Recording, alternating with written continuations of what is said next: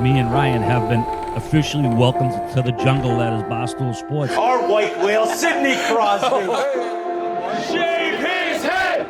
Shave his head! Shave his head! Ryan Whitney, Paul Bissonette, R.A., Mike Grinelli, Spittin Chiclets.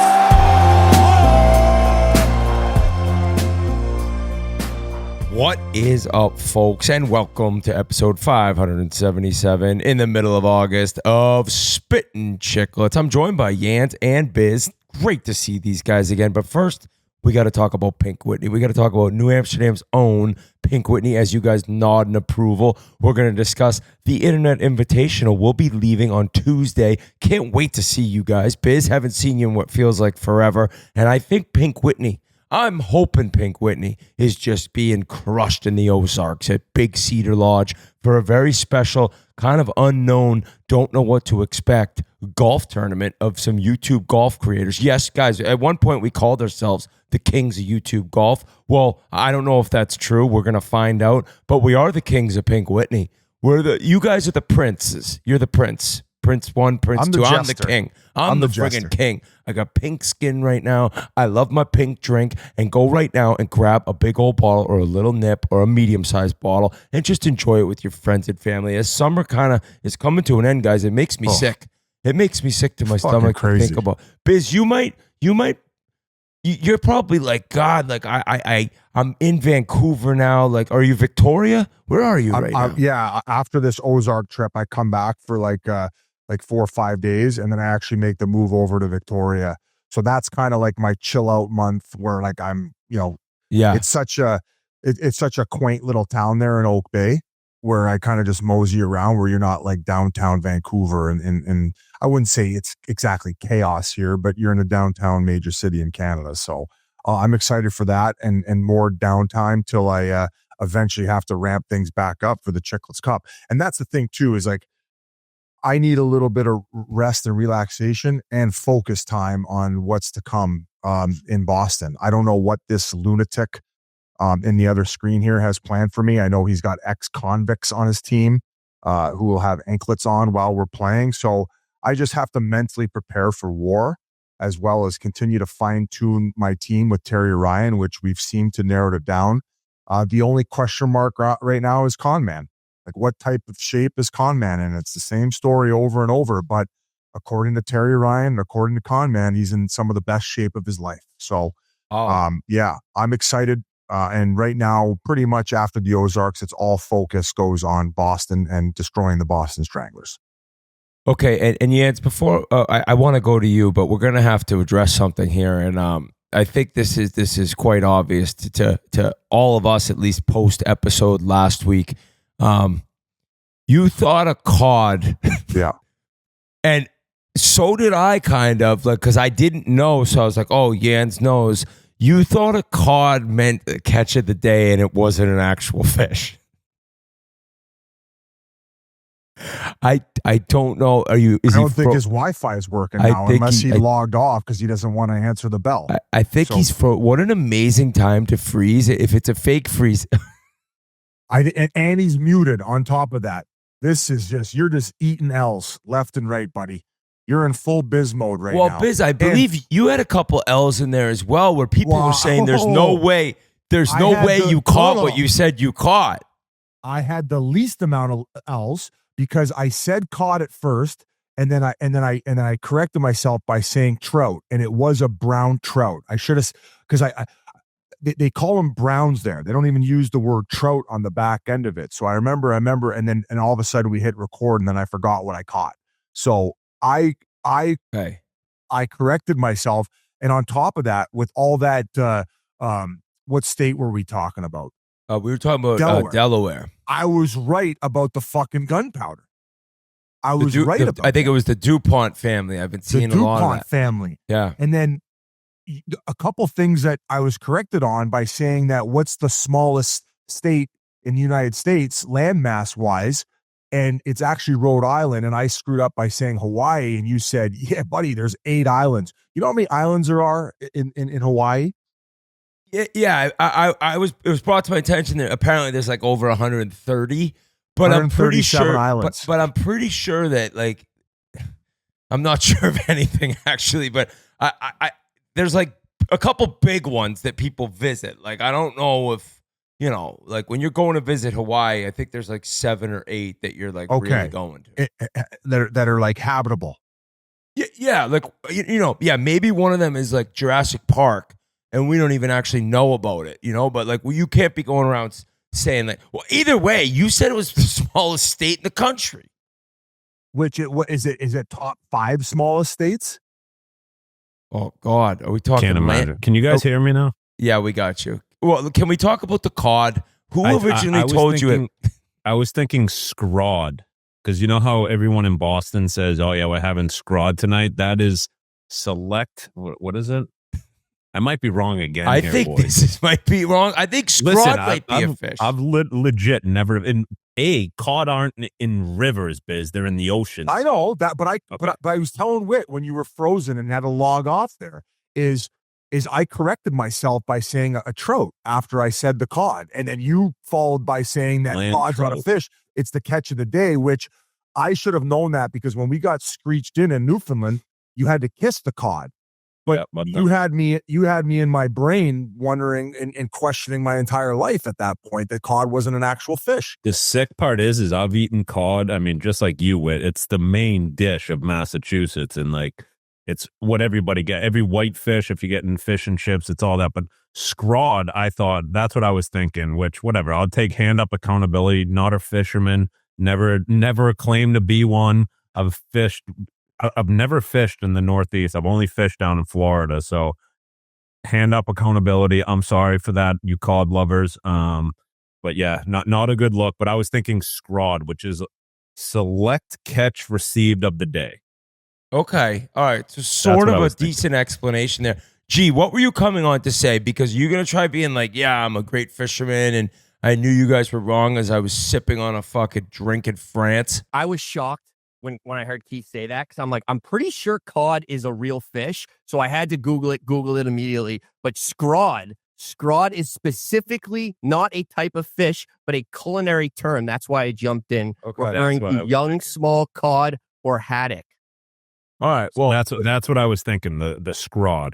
Remember, your mom would be like, "What's for dinner tonight?" She'd be like, "Scrod."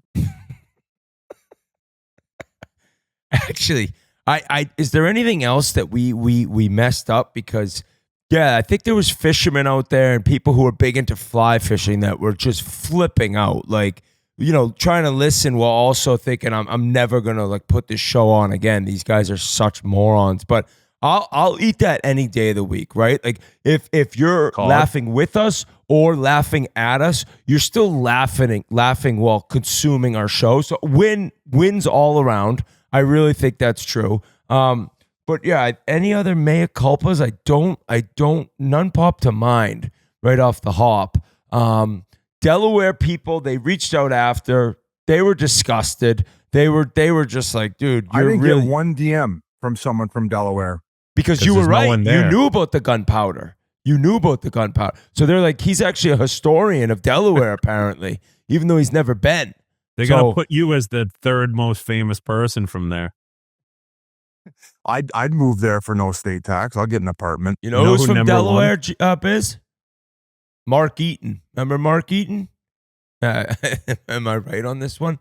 I believe Mark Eaton. He's from Saskatchewan. He's a cod fisherman now. Definitely American. Wilmington, Delaware. Yes. Apparently his daughter now is a very, very highly ranked, like skilled golfer. I played with Eats in Pittsburgh. Like, great guy. Enormous pecs. I ran into Lee Stepniak, and his wife's family's from there. They were in the they were in the gunpowder business as well. Did they slap you? No, thank God they didn't hear. Biz, what's the last week been like for you? Just really kind of relaxing, chilling, like, and any nice dinners? How was the sushi place that you went to with 6 seats? Oh yeah. I think Biz is having internet issues. So what's very funny to me right now? You pretend like you're Biz. What's How was very your sushi, funny, Biz? I'm going to bring up this. The last time I was in this Nantucket house, I had no internet. And it was a big, funny punchline for you guys. And we're about 8 minutes in, and both of your internets have broken. So the fact now that I had a guy came over, this great guy. All of a sudden, he wired this thing up. I could be building fucking what is the things people build that are worth a ton of money now? Bunkers. No, God. What are people like mining for? Bitcoin. I got internet in here right now that I could be mining Bitcoin, basically. So now I'm not the joking, laughing stock. You guys are. Keith. Wait, how did you get that guy in Nantucket? Bree found him. I don't know. Phenomenal. I wish I had the guy's card here right now so I could shout out his company. You know, I'm sure so many people listening are looking for better internet in the island of Nantucket.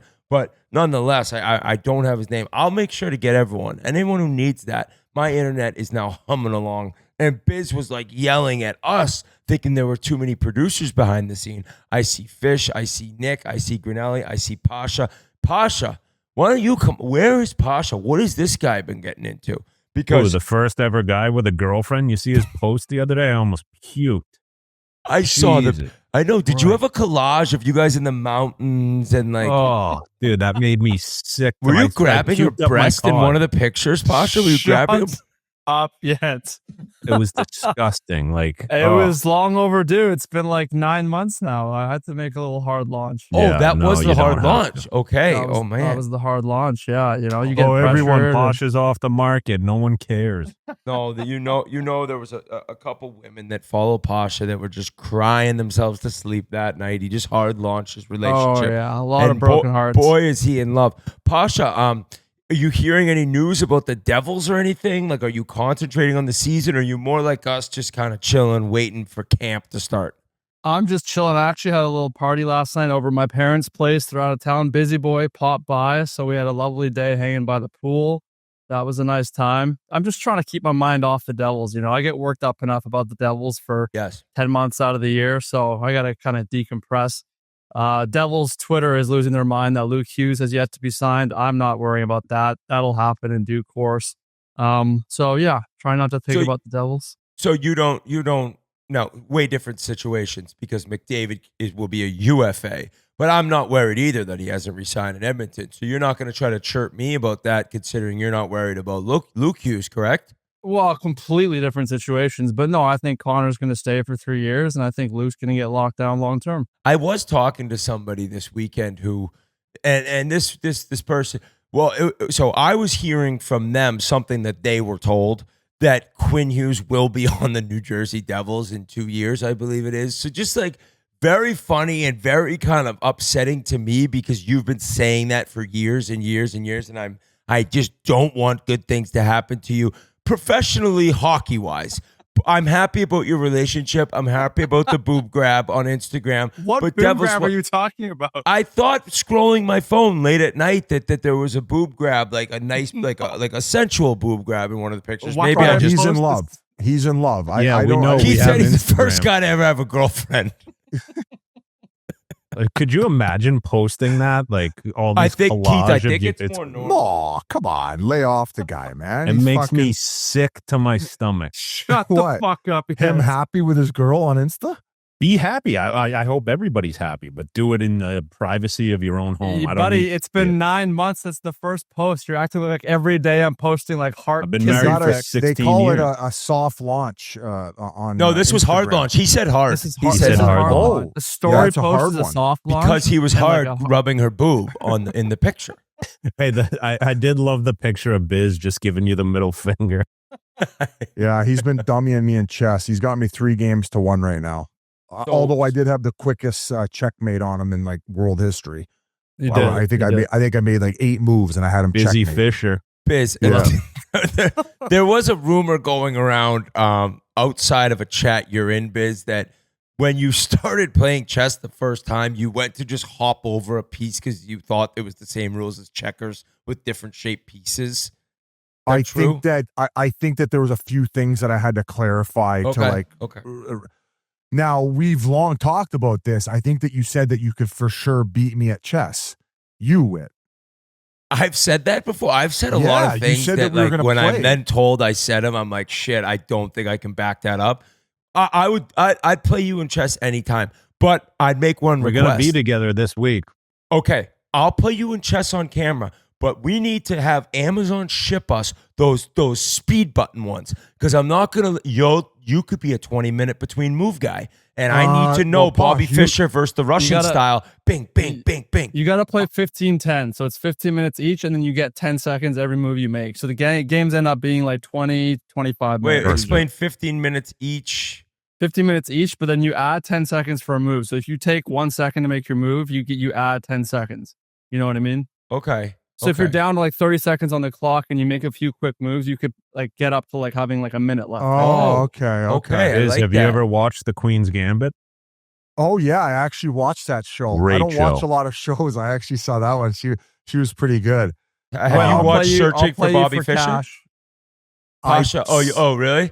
Yeah, Pasha, I will work you. I will work you in chess. I will work you. When am I getting my money? I literally texted you saying, hey, do you want me to Venmo you it, or do you want to keep it live? You didn't even respond. He's a cash guy, dude. He's a cash guy. You texted me that? I texted you that. I said, hey, bet's over now. Do you want the Venmo, or do you want to keep it live for playoff bets? No response. Did you guys have G hop on when my computer was shit in the bed about talking about his trip to Italy? No, let's have G come on. No, we had Pasha. Because Pasha tell us about his he was in the middle of ordering an edible arrangement for his girlfriend at work tomorrow. Oh, okay. By the way, I got my wife bear. I got my wife an edible arrangement once, and she told me, she goes, if you ever do that to me again, if you ever send me one of those fucking things again, I'll throw the divorce papers right in your face the next day. So I didn't know women look at edible arrangements as a trash move from a man. Yeah. I didn't know that. Well, I thought I was being Pasha. Let's ask the guru, Pasha. Is that a good move or not? Biz, I thought you were going to get it for Charlize Theron you know what on your first date with her. You know what? Say that again. What? I thought you were going to get it for Charlize Theron on your first date with her. You're going on a date with Charlize Theron? Don't you remember when Avery was on? He's like, yeah, she's on Raya. And then someone, I think Whit was like, what would your first date be with her? And he's like, oh, take her for a hike. And I said I'd bring her to Houston's. Yeah. I bring her to my joint. God, this is where I got folded by an Irish traveler. So you know, Pasha's girl does not like seafood or sushi or anything. Or cod. Or cod. Where's he like bringing cod. her on vacation in a month? Where? Japan. Greece? Hope she likes ramen. They're going to the sushi capital of the fucking world. This guy, 3 weeks. That's a hard out launch. There's got to be big time steak. I told her, Wagyu steak. You have a month left to like get acclimated. I've been trying to take her to sushi. I said, you gotta like acclimatize your palate for salmon and tuna and whatnot. She's allergic to shellfish, so that's kind of out of the equation, but she needs to learn how to like a simple salmon sashimi or whatever. She likes brown Sounds snout, a little not abusive. brown trout. Speaking of brown, there's this like thing online right now. Have you guys heard about this Dubai chocolate? And we're going to get to G's trip to Italy and France. We got to hear about that. Have you heard about this Dubai chocolate? No, but I'm going to tell you something quick. I love when you tell me something that's like going on with the internet, because I know this is 50, like 7 50. months. This is 7 months late. Or it isn't. It's fake, and it's just like I love. It's kind of evolving with all these conspiracy theories as to why this is a thing. So Dubai, by the way, Jeff brought me this. So Dubai chocolate is this new chocolate where it's chocolate and pistachio in the middle, and I guess it's like not that tasty and not that unreal, but it's all of a sudden become a thing. So people are like, oh, okay, like why is this a thing? Like even in Canada, people are talking about it. So Yands, you could hop in anytime to correct me, but there's a conspiracy thinking that all like the Dubai Emirates have made this a thing to distract and clog up all the images on Google of the Emirates who actually like shit on all these girls that they hired to like quote unquote pound. So all these pros, like in Dubai, these guys, they like to shit on girls. They don't, some of them, they don't where even. Are we getting, now that's a proven thing. That's a known fact. Yands. Don't say Yands. I know what knows? Dubai chocolate is. It's like a chocolate. Yeah. Like you It said, is with a pistachio. known fact that these like Dubai, are they called the Emiratis? I think that's an airline. No, no, you're thinking of Emirates. Okay. Emiratis are like people in Dubai that are like regular citizens. If you're not an Emirate, a regular citizen is a second-class citizen. These Emirates have like specialized license plates. Like they have like, whatever nice supercar you can imagine. They just whip around, basically get away with whatever the fuck they want to get away with. And like, obviously they have more money than God. They're all like oil money tycoons. So you see all these like these rockets all the time, and they're posting like in Dubai. Yeah, Dubai is a beautiful place to visit and hang out, I'm sure. But well, I mean, I don't think, correct me if I'm wrong, I don't believe women have the same type of rights as men there, right? Yeah, I don't know where to go on this one. I'm going to say no. I think that some of those laws over there aren't great. I think that a lot of the girls, the attractive ones that are posting and like in Dubai, tagging their location, a lot of them are like Instagram thoughts who are essentially pros.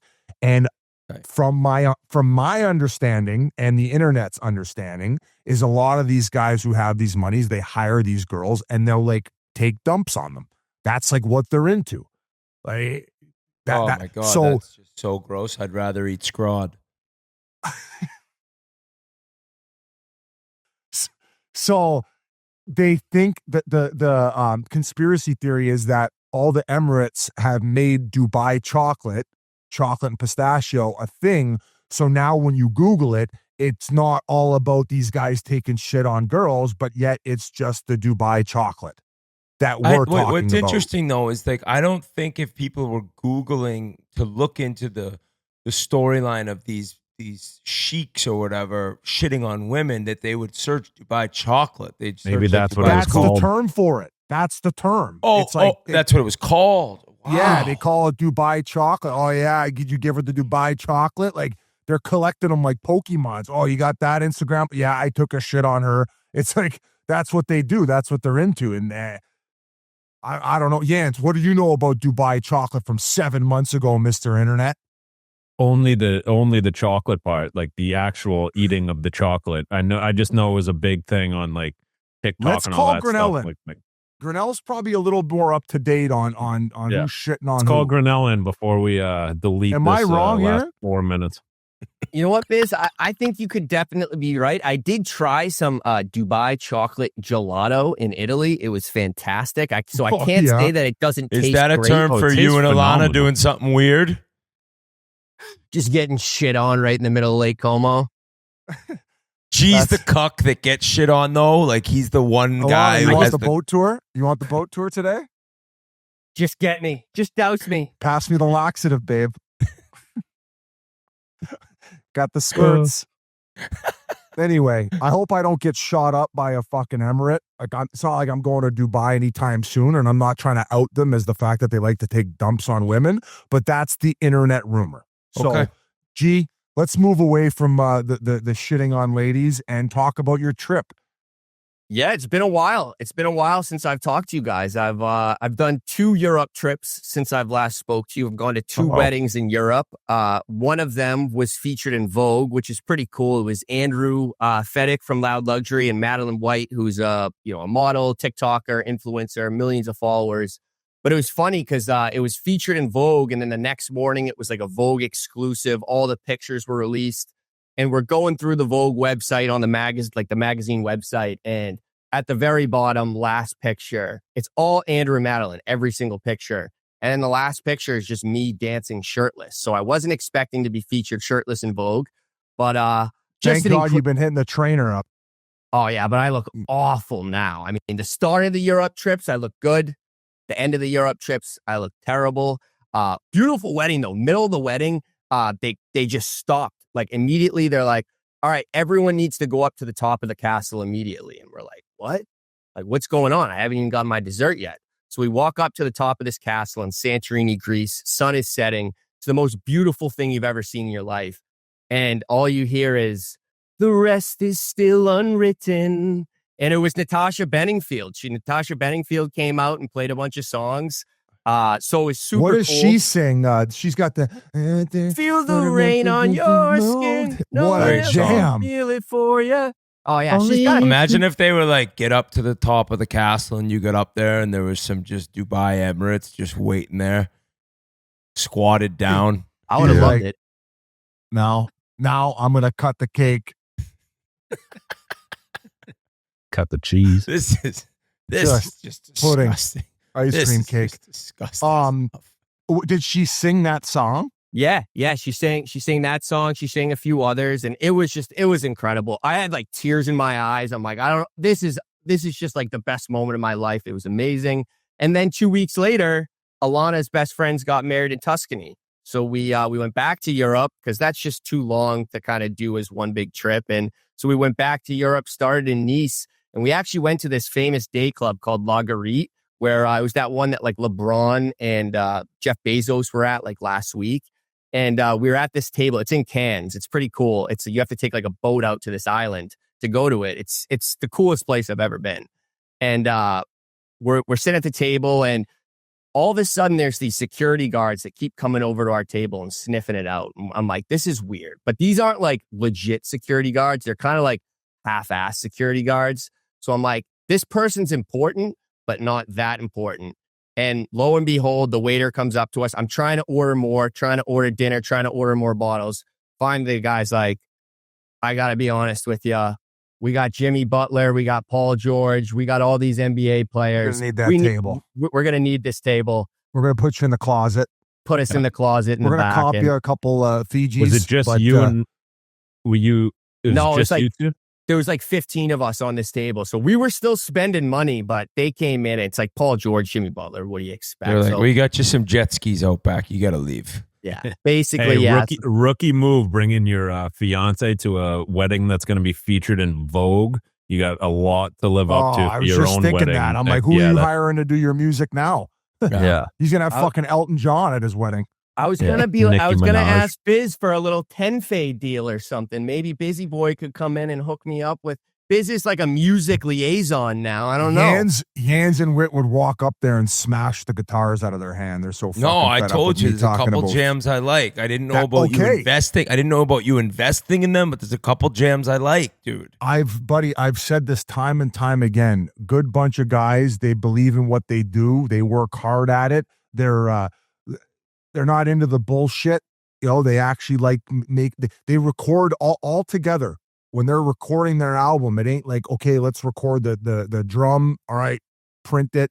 Then the guitar. They all do it together. They're making real music. They make real music. And if I lose it, hey, I invested in guys and try to support their dream. $25,000. It's a fucking front wipe. It's They always say invest with your heart instead of your head. That's what I'm. And G probably spent that at a day club over in the south of France, for fuck's sakes. What was your table bill for 15 people? It was around $6,000 before we got booted, and then I think we went to another table where they like threw us in the back, and they're kind of just giving us like, you know, beers, but we ended up dropping another $3,000 there, so it was around. That's not 10. too bad. That's not too bad. Not too bad at all. And you covered that, G? Unfortunately, the way it worked was I was kind of liaising. Like I was the one talking to like the waiters, and I had a couple glasses of wine in me, so I was feeling myself. Oh, so yeah, I had to. Jimmy Buckets. I got this one, buddy. I had to put the debit card. Couldn't put the credit card down. Didn't have that much credit, like line of credit. So I had to throw the debit card down. Went into the old bank account, the checkings account, and not looking forward to that. Wow. Hey, Whit, remember on my bachelor party when we were in New York, and it was when LeBron was touring all like those cities. It was the summer he went to Miami, and the club owner was like, "Hey, LeBron's over there to our table." It's like me and all of our goon buddies. He's like, "Hey, LeBron's over there with some of his guys. Do you want us to bring you over there to meet him?" Everyone was like, "No, like, why the fuck would we want to meet LeBron?" I don't care. Like, put your hands with our shirts off right now. Here's 200. Have him bring us our next bottle. Make sure he's got 2 sparklers too. Not one guy said yes. It was awesome. Yeah. The decision not to where LeBron was going, that we just didn't want to go meet him. No thanks. So you hadn't heard of the shitting on the women, just to clarify about that. Like, you'd never heard that was a thing in Dubai, G? No. And in my Europe travels, that wasn't the talk of the town, that Emirates were shitting on women and that they've created this psyop of chocolate to disguise the shitting of the Emirates. So no, I did not hear that, unfortunately. All right. Well, maybe that's my Mea Culpa today. I think you're onto something, Biz. I'm not naysaying it. I'm just saying I haven't heard it. I think you could be onto something. Yeah, your arm might be under a bone saw soon, but you could be onto something. Me and Whit had nothing to do with that conversation. You went to a couple awesome weddings. It would be tough to top what Leon Draisaitl put on overseas. And that picture of him that came out with the cigarette in his mouth, I think that's just one of those pictures that's going to fall around forever. That's an iconic photo. And that pretty much solidifies that they're going to win a Stanley Cup in the next few years. Saw that picture and I was just like, I now know the picture. I'm tweeting every big goal he scores the rest of his career. So, I mean, that's when you know it's a legit picture, when like fans of the team that you're on are like, I now have a meme for every big goal you score. And he scores a lot of them. I mean, we talk about playoff production and having a couple cigarettes at your wedding. I saw one tweet, it was like a random one that shows up in the algorithm, like, I quit smoking cigarettes like 14 years ago, and I've never wanted a cigarette more than seeing Leon Draisaitl have that at his own wedding. He's a stallion, too. He looked great. His wife, she's not too tough on the eyes either. Good for him. Congrats to Leon. Could you imagine being the girl who like dated him prior and just missing out on that? And then you see those pics come out. Why didn't I make him make a post at the 9-month mark? I should have made him make a post at the 9-month mark. Oh, no. I should have brought her to Japan. Why didn't I pull the goalie? Fuck. I should have said, I hate sushi, but bring me to Japan, and then faked it, but I really love it. I should have DM'd New York Rangers players saying evil, awful, filthy things to him. Oh, shit. Yeah, Leon. There was a pretty cool video, I think, came out, too. Him and McDavid riding the jet skis next to each other. Yeah. Just brothers for that. That pretty much solidifies that McDavid's coming back. That's what I've been saying to you all the time, man. I would have said 55% he was a Toronto Maple Leaf, but that puts it down to about 42%. 42. Okay, you're still alive though. That's still not bad. That could have been a sign that they were going to. I mean, remember Killorn used to buzz around on his jet ski in Tampa. That could have been a sign. That's what I heard on the deep dark web, that he was going to go to Tampa because of that. That it was all about Tampa, and that's how they ride around in style with their old cup celebrations. Tampa's old news now, though. Tampa was the team, and now the Cats. They're going to torture us again this season. What else did I? Oh, Biz. So leading up to this tournament, have you played a round of golf? Have you touched the sticks? Or I've played 2 rounds since I saw you guys last. I played one in.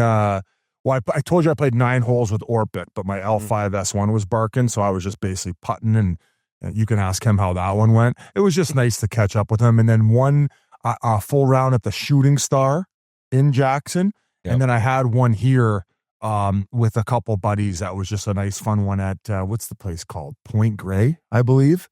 Okay. So I just personally, I'd rather golf, to go play golf. It's like a 5-hour day. I'd rather go hike and go be active and go work out with my trainer, to be honest. I get more, I get way more benefit from that. And also after driving that whole distance, I do find my back's a little tight and I got to get loosened back up. I got to get my hip flexors going. So like I said, I love playing in the sandbagger scrambles, because there's no pressure on me. I get to show up, smoke a little weed, and fucking, you guys take 8 of my shots every time? Crack some jokes. Crack a few jokes and you're a legend with the putter. I'm a decent putter. So no, not much golf. Now, this is more of a hockey question, and you guys might not want to answer. If you could pick one guy in the NHL who would like dumping on a chick, who do you think? Doing this. We're not doing that. We're not going to do that. Yands, no, we're not doing that. Okay. Nope. I was just think we bring it back more to hockey, but I mean, that just. Hey, Whit, speaking of golf, how was the Fallon Cup? Buddy, another amazing weekend. Lost in the second round again. got into the championship flight again. I'm pretty sure that's 9 years in a row. I shot 73 in the qualifier. Our team best ball was 69. We were the 7th seed of 16 teams. And we won on Friday, like we always do. And we lost on Saturday, like we always do. Biz, all 9 of those years, I've won the first round. He was just bragging about his internet. I don't know. We played the one-arm bandit. I've talked, and my buddy Jay Driscoll, I've talked about the one-arm bandit here. Long ago, we qualified for the US 4-ball. He putts one-handed. And I told the whole story. I went through that whole round. Well, it turned out we've played a lot of golf together. A lot of money matches together, me and this lunatic. Well, we went head-to-head, and we lost in a playoff. We lost in the first playoff hole. Just a kick in the dick. Great match. We were up. No, we were down. We were up. We were down. We were up. We tied it on 18, lost in a playoff hole. So an amazing weekend, though. I mean, Keith knows about the Fallon Cup. It was phenomenal. So you come in with your gross qualifying score. You go out, you shoot best ball, and then after you're flighted based on those scores, then the handicaps come in. So there's a championship flight, and then first flight, second flight, third flight, fourth flight, fifth flight. So every flight has 16 teams. So a buddy of ours, Danny McLaughlin, comes in. Keith, they're like one of the last people qualifying, end of Thursday, comes in, gives a scorecard. The pro's like, you're right on the cut line. He's like, for what flight? He's like, the tournament. They were the last team in. They got, because I think like 115-ish teams try to get in, only 96 get in. So there's a lot of pressure, right? Like it's a member guest, but if you play horrible, you're not playing. You're not in the tournament. So that was pretty funny. And then the other funny moment of the weekend was Gary, Keith, he played with Foles. So their match on Saturday, Gary was up till about 4 a.m. on Friday night. He was in one, and then they teed off at like 7:30. So he didn't have his contacts in either. He shot 97. Maharis drove him out his contacts on the 5th hole. I don't even think it did that much because he was still so waffled. So they have a little. They tied it on 18, or they got tied on 18. They're going down a playoff, but they got to wake somebody else in a playoff just teed off before him. All of a sudden, it's time to hit, and Foles is like, "Where's Gary? Where is he?" He comes rolling back to the tee just a couple minutes late. He went and took a shower.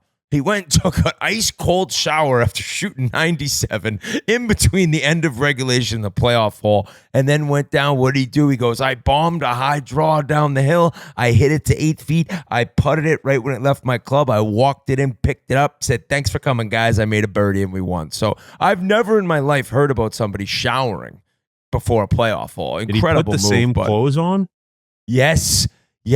Oh, and he didn't, that's fucking brutal. And he didn't even tell Foles. He didn't even tell Foles he showered till Foles about 2 hours later. Like, want to shower? Because we had my friend's wife, a couple that we're friends with, Maharis and Dee. It was her birthday, her 40th birthday. So we had the party at our house.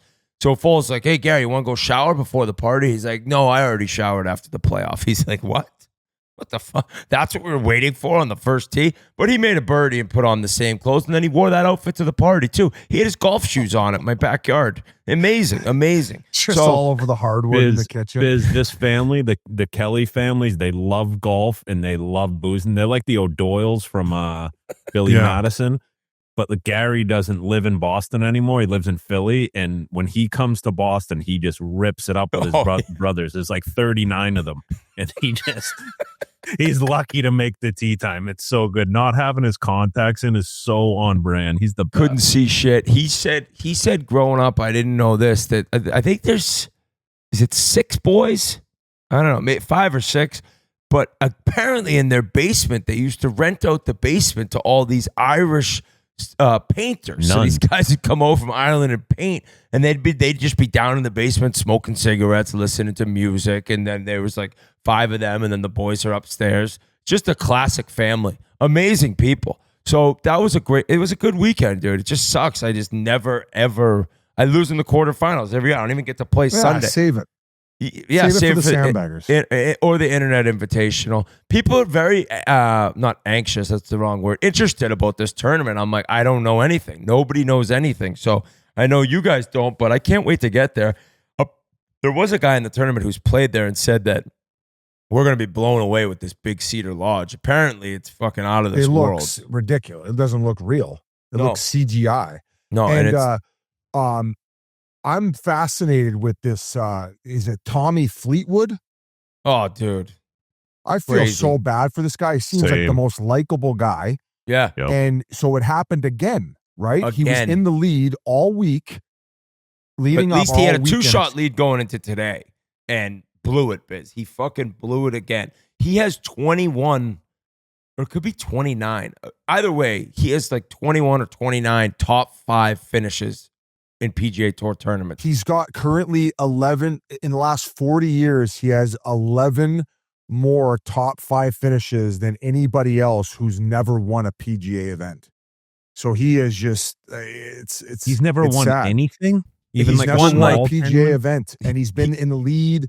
And Tommy Fleetwood has achieved 29 top 5 finishes on the PGA Tour without securing a win. This includes a recent top 5 finish at the FedEx St. Jude Championship, where he led after the 3rd round. Despite his consistent performance, he has yet to claim victory on the PGA Tour. So he might even be in the top like 20 to 30 on the money list, right? Yeah, I mean, he's won a couple big events on like what's the other tour? Like Euro Tour. It's got a different name now, but he's won events over there. He's never won a PGA Tour tournament. Now, interesting, I want to ask you two guys, is it like, I'm going to keep putting myself, if you keep putting yourself in position to win, at one point you'll win. Is it more that, or is the scar tissue from blowing all these more than like just continuing to be in there? At one point you're going to get one, but the more you're in there, then on the 15th hole Sunday, it's like I fucked this up like 29 times before. I think he seems to be such a likable guy, and that's what I saw earlier in the week that he was in the lead because the foreplay guys were like mentioning it, and they've done videos with him. And then obviously today rolls around, it's like, oh fuck, he blew another one. So I would imagine that at a certain point he just like has a different approach where he's no longer nervous or no longer gets the yips in that situation.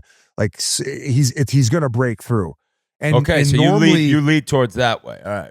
And normally it ends up happening a few weeks after. I would hammer him. And he might go on a run too, Biz. I would hammer him in the next 2-3 tournaments personally. Because Whit, I mean, you're the golf guy here, but isn't he like known as like one of like the purest ball strikers? Like he's amazing at, like he has every shot in the bag where he can do everything, and he just falls apart sometimes. Yeah, they call him Fairway Jesus because the long hair and how he's just a straight up ball striker. Do they actually?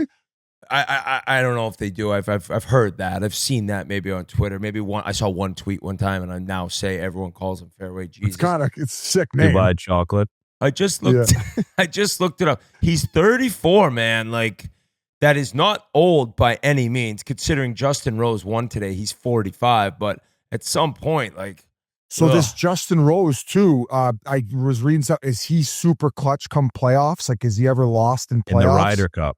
Yeah, he lost to Spawn this year, No, he lost right? in a playoff to Rory in the Masters this year. Oh, okay. But he's won. He won the U.S. Open. He won the Olympic gold medal. He's won the FedEx Cup. He's been a machine. I think he's played in 7 Ryder Cups. He's won the money list in the European Tour. He's basically done everything. But he was a guy who, when Liv started, guys like him went to Liv. Older guys on the back nine. Oh, he signed there? No, he didn't.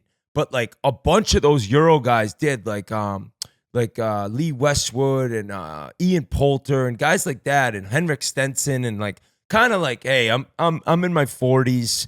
You know, this is a young man's game. I'm gonna go over and get $100 million, and I'm just kind of sailing away in the sunset to a Dubai chocolate land. But he's like, no, I'm staying on the PGA Tour. Almost won the Masters, won a playoff event. He's an animal, an absolute like clutch. And what's kind of hard is that I think him and Fleetwood are pretty tight. They were paired together today, I believe. So just I was kind of trying to watch that on the ferry. The service wasn't great, but man, coming down the stretch, when you get a golf tournament and there's a couple guys and they're in a playoff, I think that's some of the best theater in sports. I know some people don't like golf, but even if you don't like golf, seeing a playoff, putt to putt, drive to drive, I love that shit. It's just that I never win them when I'm in them. We had Zach Werenski fucking hole a shot from 100 yards against us. Remember that one, Biz? Yeah, we're 2-0. So what do you think they would have Yep. thrown at Justin Rose when they were trying to recruit him? Probably 400 million. No, he wasn't that's like What? wrong. 100 million though, 7,500. Just because he was older. If he was Yeah. 26 when it happened, yeah, he would have got that big bag. He was right behind like Tiger and those guys when coming up. Okay, let me ask you this one. If they asked you to join Live and they said, but you have to let this Instagram thought, you're single, keep in mind you're not married, Okay. 150 sheets, would you let a girl shit on your chest? Do I have But the clothes world on? knows. Do I have Everybody clothes on? knows. Like if you're a No. member of No. Because like I'm driving around in like a pimped out like Range Rover, like one He's of got 7 dude made in wipes the as a world. sponsor. And then windows. everyone's like, but that's the guy who got shit on by a Dubai prostitute for that Range Rover. So See that no. leather? That's chocolate brown, bitch. That's chocolate dookie. Shout out Braintree, Massachusetts, Biz. They got What's into that? the Little League World Series. That's the town right next to Milton.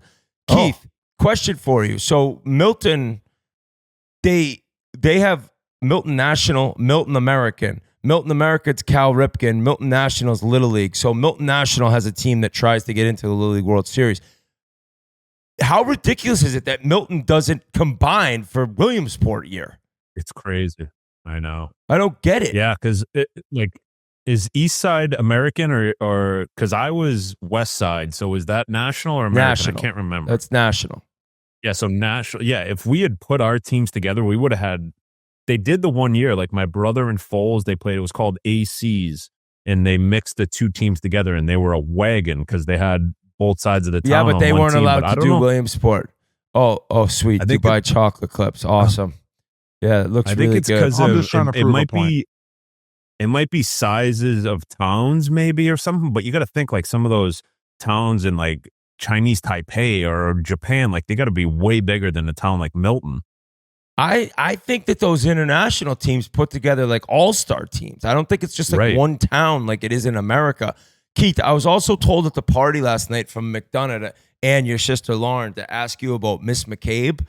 Just a saint of a woman, huh? So, Biz, Miss McCabe, this I said, who is this woman? This kid McDonough's telling me, yeah, me and Keith were in the romper room together. I'm like, what's the romper room? He's like, well, just like all the kids who were like kind of fucked Special up. education. Like, we just, and then apparently this woman was such a saint, and McDonough told me she changed his life, like was a true inspiration to him. And then some kids were giving Miss McDonough a hard time, and you guys stood up and like were fighting people, protecting Miss McCabe. It was like everyone with a learning disability was in this class, and it was. I mean, McDonough was probably 4 or 5 years older than me. Like he should have been in college. Like we would leave. We would leave. He'd be like, "Hey, Miss McCabe, me and Snare going to Dunkin' Donuts," and he just would go to Dunkin' Donuts, smoke cigarettes, and get coffee culottes. It was unbelievable. We could do whatever we wanted because we just stayed in this one class. You know, it was like, dude, it was. But then, yeah, It there was like kids that had, Dangerous like, Minds. real problems that were 100 Oh, man, exactly the like romper Dangerous room. Minds. Yeah, but she wasn't Michelle what's Pfeiffer. the It was movie? like There they was would be- another one where they all had the tension on the weekend. It was a famous movie. Breakfast Club. Breakfast Club. Yeah. yeah. Great movie. Great movie. Dude, there'd be You know, kids fist from all fights in walk of life. class.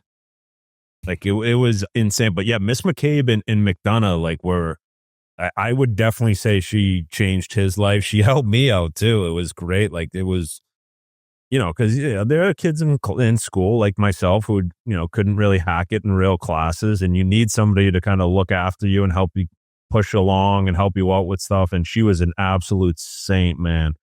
Like just such a good lady and really cared about everybody. Speaking of delinquents locked inside of a room or at least a house, how about this? I haven't followed it much, but there's a couple clips that went crazy. The Barstool Beach House. Dude. What has been the craziest stuff? Yands, you typically love this type of show. Yeah, but he's not on Twitter. Dude, I was like updating it at night. Like I was like, this is actually very entertaining. It had 105 million impressions on Twitter. So instead of instead of releasing it after it's all been filmed, they're doing it in real time via social media, and then there'll be a weekly wrap done by Roan, is my understanding. So what has been the biggest drama of the household in the first week? We obviously wanted to send memes there, Chiclets memes, but he didn't make the cut. There was rumors that if Dante didn't show up, that maybe memes would have gotten the nod, but I did see that Dante was kind enough to not only show up, but he was cooking them all breakfast. So just being really the mother hen, so to speak. Well, he's kind of like Miss I think McCabe. he's 57 years old. Yeah, right. Which was that's why I thought it was maybe a little bizarre to begin with, but you also need a responsible adult in there, given if you're putting some people with some pretty intense personalities, right? There's been a few clashes early on. Like, what's been the most thing that went viral based on the show? I believe that the Brianna Chicken Fry young lady called Nikki Smokes a rapist. That's not exactly a word that you want to, just because I don't necessarily know, like, put his hand on a girl's shoulder. Now, granted, this is all me trying to follow along on Twitter as everyone else is going on. Then apparently the clip was deleted, which Portnoy said would not happen. Nothing would be deleted. But then it was re-put up. I don't really know the entire backstory. I do know, knowing Nikki Smokes the way I do, that he would be electric, I'll say, on this show. I mean, he said he's going to do drugs. He's pretty open and honest about how much of a scumbag South Floridian type of person he is. No offense, Keith. So I don't really know. The Kadick guy, I guess he played football. The bigger guy? He always has his shirt off. People takes doing his shirt off shots everywhere out of his belly button. So they're going out. It's kind of like the Jersey Shore thing where they're just going out, coming back to the house, going out, coming back to the house. So yeah, anytime you mix in booze in these types of situations, obviously, like, it gets a little rowdy. So yeah, interesting. Okay. Yeah, and apparently, like, I think Nikki Smokes had two girls back. Walked into the bedroom with two girls. The door shuts. The cameramen are not allowed in there. But he's there with his ex-girlfriend. Mind you, his too, ex-girlfriend's there. He was wearing a and Ryan mind Whitney you, his shirt. ex-girlfriend last night on the show had a Ryan Whitney shirt on. So, like, shout out Annika for just, like, knowing that, like, I can't say that I own Nikki Smokes, considering his team has dummied my team twice in the Stanley Cup Finals. But on, like, a human level, like, I own him. Like, he's here, and I'm, like, way, way, way up here.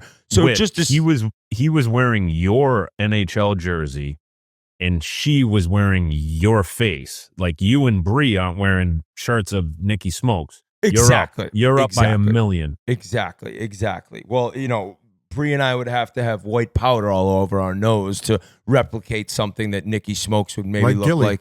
Like, that was Johnny Manziel calling out Gilly. I was waiting for that video. People are probably confused. Gilly's one of the members of, what is it? The $1 million worth of game. $1 million worth of game. And Johnny Manziel all of a sudden said, I'm gonna bitch slap you if I see you again, when he was apparently talking shit about Cam Newton. And then Gilly's video in response was it's just classic. Just classic. You got to kind of look that one up. What else? So that's pretty much. That's pretty much it. Yeah, I didn't really have much else to catch up on. I mean, no. Fish had a great trip out to Newfoundland. G obviously had a blast, just making it rain. G. Biz, just how was the spending sushi? bank. You never told us. It was incredible. It was a great sit down. You bring Pasha, some back obviously- for Pasha's girlfriend? Pasha came with us. And I talked to Pasha, and he said, I'd be doing this like 4 or 5 times a week on my Japan trip, but I can't. Now I'm going to be eating a chicken teriyaki the whole time. A bento box? Off of street vendors. But that's pretty much all I got, guys. I'm really looking forward to getting over to Victoria and enjoying some downtime with friends over there. And I think that people were a little confused when we said that we were going to kind of take a step back and not talk hockey and just roll out some interviews. Obviously, we came back a little earlier because of I'm drawing a blank here, Tarnasky coming on. Yes. But we've been dropping some bangers. I mean, 2 pods ago, we had Henrik Lundqvist, Marco Sturm, the new coach of the Boston Bruins. Last pod, I think people are calling Zenon Konopka a top tenor. It was and I knew it 10 minutes into it, Biz. I want to have Konopka on once a month. He's that good. He's that, and there's so much more to that guy than just the interview we had. But he could tell a story with the best of them. And he's got Dennis Bondy hands. When he's putting his hands up, he's got his fingers going in every which direction. Yes. Konopka people loved. Yeah, I totally forgot about the Brophy story when they're announcing before the anthem how the longtime season ticket holder had passed away, and he's like, "We're killing our fans for fuck's sake." So another thing about maybe getting on like one episode, try to get like 10 guys on, 10 minutes each that played for Brophy. That would also be amazing. But Konopka was awesome. And today we have Pierre Turgeon. Keith set this one up. I think Keith had been skating with him at a couple different men's league skates, and this guy came over, dude. He's a machine. He looks phenomenal, dude. And you'll see when the interview drops, but he's a great guy, an awesome story. His career was legendary. I mean, his brother was a hell of a player. He turned into a Hall of Famer. So I hope everyone enjoys Pierre Turgeon, and I can't wait to see you boys. My biggest thing from Turge is like, he's in the Hall of Fame. He's done everything. Like how grateful he was of the game and like what it gave him and the guys that he met. Like you could tell even now he's 55 years old, however old he is. And just like the gratefulness he had of the NHL and the game and just everything was so cool to me. He loves hockey. The one word leaving that interview, I would have said gratitude. You could just tell that he embraced every minute and is just so grateful what hockey provided his life. And yeah, it was, I mean, fuck guys, Hall of Famer. So you guys will be able to listen to him. I would definitely go back, listen to Hank, because we hadn't had Hank on also since he'd had the heart issue, right? So we talked about his career. And at the time when we originally interviewed him, we were on the West Coast Wagon Tour. And he was an all-star that year. So that's how long ago. That was one of our first things we ever did. We were with Teddy Purcell. We were with Bugsy Malone. I remember we interviewed Draisaitl. My brother. We had Giroux, McDavid. I mean, we had so many guys on that. Me and my brother. Yes, that's right. Remember that night we went out? Rancher? We went out that night. My brother was working late. He was working the overnight shifts at that time. And he fell asleep in the club, and I have a picture. It's like me, Hank, you guys, like behind my brother. He's dead asleep in the club. It was a comfy couch at that place in San Jose, too. It was. Oh, shit, so go check those interviews out if you guys have missed them and catch up and enjoy Pierre Turgeon. Ladies and gentlemen, we have big news in the Spittin Chiclets world. We just launched our co-branded hockey training aids with Skills, the leading sports skill training brand. Now you can go to Dick's Sporting Goods and see Spittin Chiclets on the shelves. We just released training aids for players of all ages. We have the universal shooting target, hockey shooting trainer, and the foam shooting targets, perfect for the driveway or on the ice. These products will help your offensive game in a big way. The universal shooting target builds a visual focus to improve shooting accuracy. The hockey shooting trainer features 5 target areas and helps build the vision and muscle memory needed to increase scoring percentages. And the foam shooting targets have quick hook and loop attachments for multiple shot locations.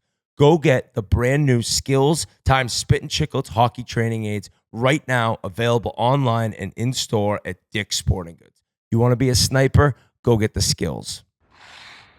Guys, this episode is brought to you by Body Armor Flash IV. Flash IV delivers faster, longer-lasting hydration with over 2,000 milligrams of electrolytes and no artificial dyes, flavors, or sweeteners like those other drinks. So whether you're training, traveling, or just feeling the heat, work hard. Gee, you were traveling, you were drinking, you were feeling the heat. I got these at my house. What flavor is that? This is lemon lime. It's Old perfect. school. Chef kiss.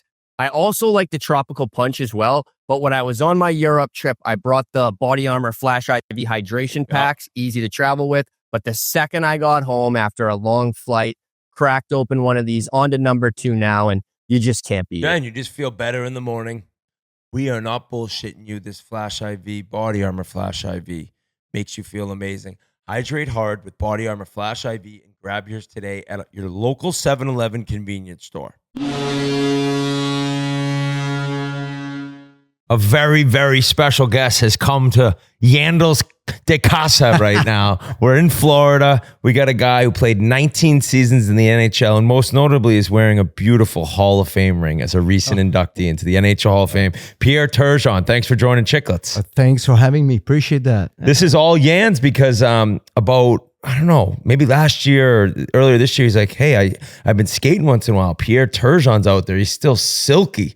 I said, you think he'd come on the show? He goes, I'll ask him. So he put this all together. Yeah. Well, I thought he was still going to be playing in the league. Though the first day I went out to this men's league skate, I'm like, Turgeon could still play in the NHL. Like it was unbelievable, and it's so much fun though. Yeah, have you ever stopped skating since you retired? I did for a couple of years. It took me a couple of years, and then I got back into it, and I was missing it. You know? Yeah, and I try to go twice a week, go on the ice. And if you don't go as much as if you go once in a while, it's hard to. Your head says something, but your hands and your feet are not connecting. Oh, yeah. You know? Well, that happened to me while I was still playing.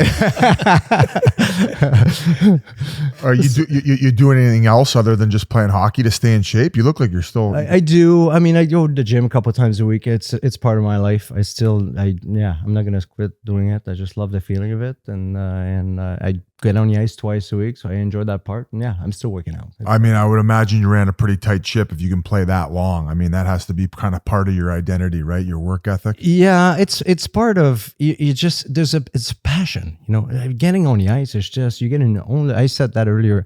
You get in your own little bubble, and you're in a place where there's nothing matters for an hour and a half. It's like doing meditation. It's like in a great place. I just love being on the ice. So I'm still able to do it. The only thing I said, like, you get up in the next morning, it's a little different. Like, my God, tough. Yeah. Even the sitting in the locker room and obviously having you there, just chatting hockey, it's so fun. And then you got guys that are on their lunch break for work and then going back. It's awesome. It's such a fun. Yeah, it's fun. Oh yeah, locker room is one of the things we miss, obviously. Yep. But I did miss the ice a lot, so getting back on the ice too. Do you still watch a ton of hockey? Not as much. No. You know, I watch here and there. Once in a while, when it gets to be the playoff, then I'll watch a little more. But yeah, I watch here and there. Yeah, it's interesting to see like the game you came in and played, and like how much more you might even fit in better in now's game. Like it's crazy. Like a skilled player like you know, you came in when there was clutch and there was hold and there was fight. It was just, it was probably a tougher game when you came into the league than now. It's funny because when you look at the 90s, you have the trap that came in, which is Lemaire that brought the trap from. And next thing you know is you imagine red line is there. You could put your sticks around someone's waist and just ski. And on top of it, the neutral zone is jammed. You can't go anywhere. And then they made some great adjustment. Now you can't put your sticks around someone's waist. They took away the red line. You could bypass the trap. You could you could. It's more strategy. There's a lot more strategy now, but you got to be able to skate. I mean, it's fun to watch. I think the NHL has done a great job to the game. I love watching it when I watch it. But it is different. The 90s up to now, obviously, there's a big improvement, I think. I remember during COVID, they would be running all the old games and, you know, you're trying to stay in shape. I'd be on the bike watching. And the thing that stuck out most to me was the hockey IQ back then, because all the hooking and holding, but the little passes you guys made, and you still do it to this day, like little baby sauce passes to a guy and like where he can only get it. Like, because the IQ, if a guy's holding you and hooking you have to be one step ahead, right? Well, I think even today and then too, but you have guys that could be very good today with skill. They could be very good in the short area, but you see the difference with Crosby or, you know, all these guys that could see wide. They could see the guy is coming late. They could see, I mean, so you could be very good tight, but all of a sudden you got to be able to just see what's happening around it. And you could see the skill players, they're able to find those little passes and find the light leg guy coming in, and it's fun to watch that. Last year you were inducted into the Hall of Fame. Like, just like, was that a good time to be able to kind of reflect on your entire career and look back at what you were able to accomplish? I mean, so many amazing things, the points, close to 1,300 games, over 1,300 points. It's just like, I think 5 All-Star games as well. Yeah. I was just blessed to be a hockey man. Like, I love playing hockey. Every time I get on that ice, it's fun. And being a part of the Hall of Fame, and you look at all the names, it's incredible. And it makes you look back at your story and your life, where you're coming from, and the people that help you to get there. And you feel very, very blessed just to be a part of just that that process to get there, and being there last year was an incredible feeling, and it was emotional, obviously. So, Like doing your speech, like you're I guess you're reflecting, and all of a sudden you're thinking of when you're 8, when you're 14, like everything kind of comes back to you, thinking of it all. Yeah, I mean, it makes you think the coach and the players you played with, and your story, and how to get there, and the struggle. Nothing is perfect, obviously. There's up and down, and but it makes you very grateful for what you go through, and the achievement of it. That it's incredible. I mean, it's just it's very blessed. Who was your biggest influence from a younger age? I mean, I'm sure you were watching it on television. Yeah. And you're from Rouyn-Noranda. Good job. Which there's a Canadian side and or not a Canadian side, but a French side and an English side. Yeah. And we were just talking to Dale Talon. He was from the English side. We didn't realize that you guys were from the same place. Yeah. So we're Rouyn-Noranda, 7 hours north from Montreal, about 6-7 hours from Toronto. We had winter for then. It changed now, but we had winter for 7-8 months or so. And it was cool. So we were able to go outside and play hockey and just and have fun but you're right. There's we had the English side and we had the French guys and we used to play, and it used to be so competitive. Obviously, it got to be. And we have a lot of guys that came from Rouyn-Noranda too. So you look back at Régent Houle, you look back at you have Dave Keon that comes in. You have Monsieur Laperrière comes in. It's just so it's kind of cool to see the people that help all these guys to go through and make have a career. We had I think 15 of these guys. So but my brother was probably the biggest influence in my career, no doubt about that. He was the one that I was looking up to. He's 4.5 years older than me. Oh, you idolized him. Oh my God, I looked at him. And he used to put me in net when I was young, just laser puck at me. Hey kids, I got to practice my shot. Go put your mask on. I'm going to laser some pucks. So he did, And then at one point, okay, that's enough. Having a Bruce around me. So I used to look up to him, and he sure had a huge influence in my career. Throughout the minor hockey, was there a battle between the French-speaking kids and the English-speaking kids? Like was Bloods and Crips. No way. Yeah. No way. Was that bad? It was. I mean, used to, yeah. I mean, it was always the school, or it could be the hockey, the sports, any sport. Yeah. It's pretty cool to have, though. Yeah. That rivalry built in with the culture. Gangs in New York, it's a blue collar city, right? It is. Yeah. And then we had Ontario, which was 20 minutes to half hour from home too. So we used to go play tournament. And then it got to be even worse. So it was very, So your brother, he went second overall in 83. You went first overall in your draft. The only two brothers to ever go 1 and 2. Yeah. That's wild. I feel like it doesn't get talked about as much as like the Hugheses. I know. It's crazy. It's crazy when you think about it. Yeah. And then I imagine, so when he gets picked and he's right in the NHL in Hartford, like you're trying, were you able to go to games? I guess you're playing your own hockey and you're 14. Yeah, I was 14 years old. Just hearing his stories and stuff. Yeah, I did look up, and one story that pops up is when I was 14, the first year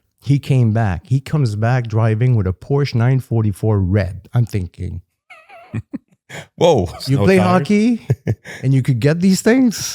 I'm thinking, I want one of these too. So obviously, I know it's material, I know it's car, but it actually drove me. As I didn't realize, I just love the game, playing hockey. I didn't know about that I could, you don't even think of that. Think about money or think about having some, things, but I'm like, I want that. So the first year I did, when I got to the NHL, I bought a 944 white Porsche. No shit. I did. It had been in your mind for 5 years. What are the vets saying when you roll up in one of those? Yeah, well, you know what? It took me a year. My second year, I bought the Porsche, but yeah, it looks like. But one guy that really wasn't okay with this is Pierre Lacroix, was my agent, and he was kind of a dad to me. So he flew back to Buffalo, and he tells me, "You can't buy that." I said, "Yeah, I want to buy it."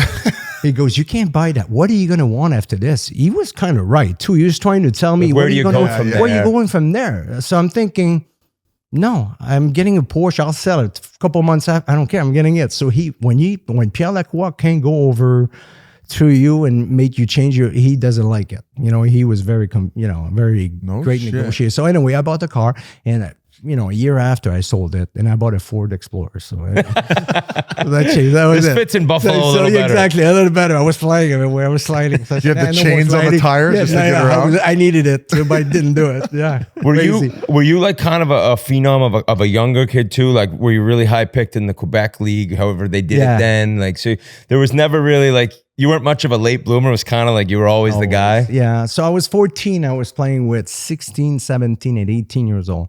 Yeah. But at 14, I was 6 foot.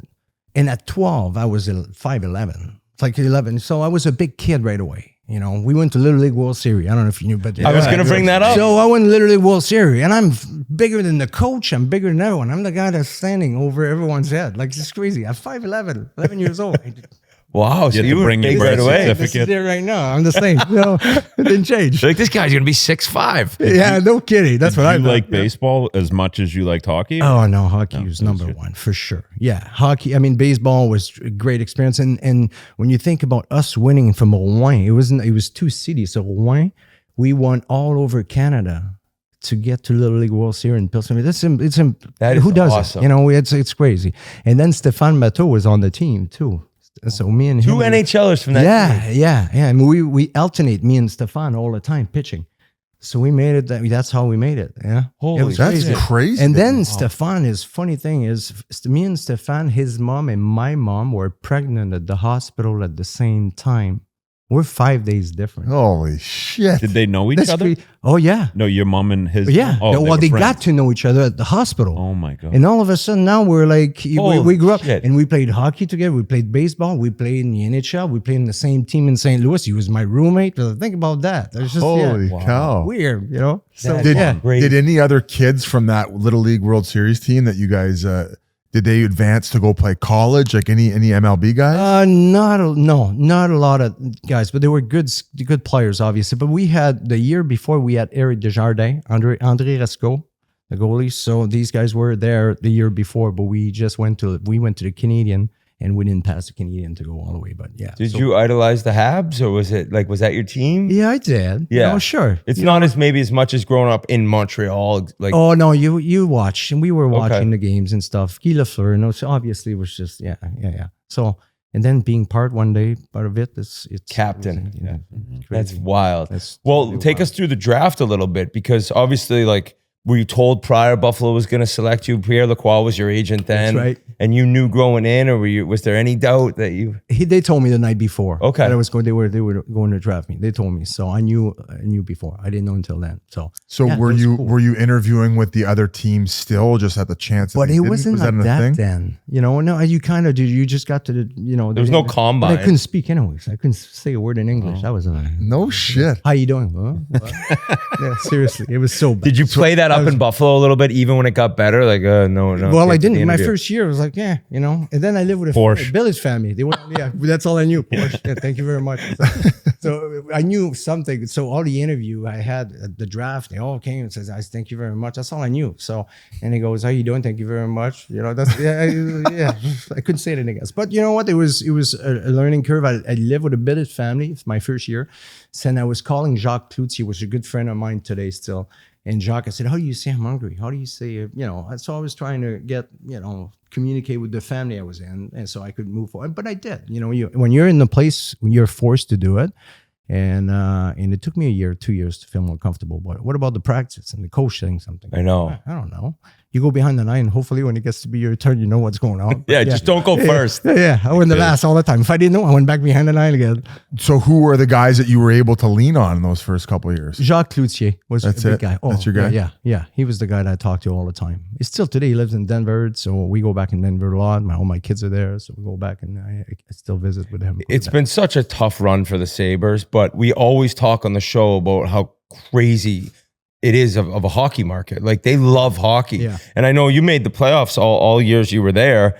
Did you sense even then how much they loved it, or had it? Yeah. Okay. Oh yeah. Good sport town. Yeah. I mean, the Bills were there, and 4 years in a row. We were there during that time. So the Bills Oh, the Jim Kelly. Yeah. Oh yeah, Jim Kelly. Thurman. What was it? Thurman Thompson. Thurman Thomas. Yeah. Thomas. All these, it was unbelievable. So we were there, and these guys were coming in. We were going to see the game. So we mixed too. It was incredible.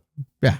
I mean, it's just a sport. The town is incredible for. They love drinking and they love sports. Yeah. That's pretty much how it goes. Just okay. the town, like it's Yeah.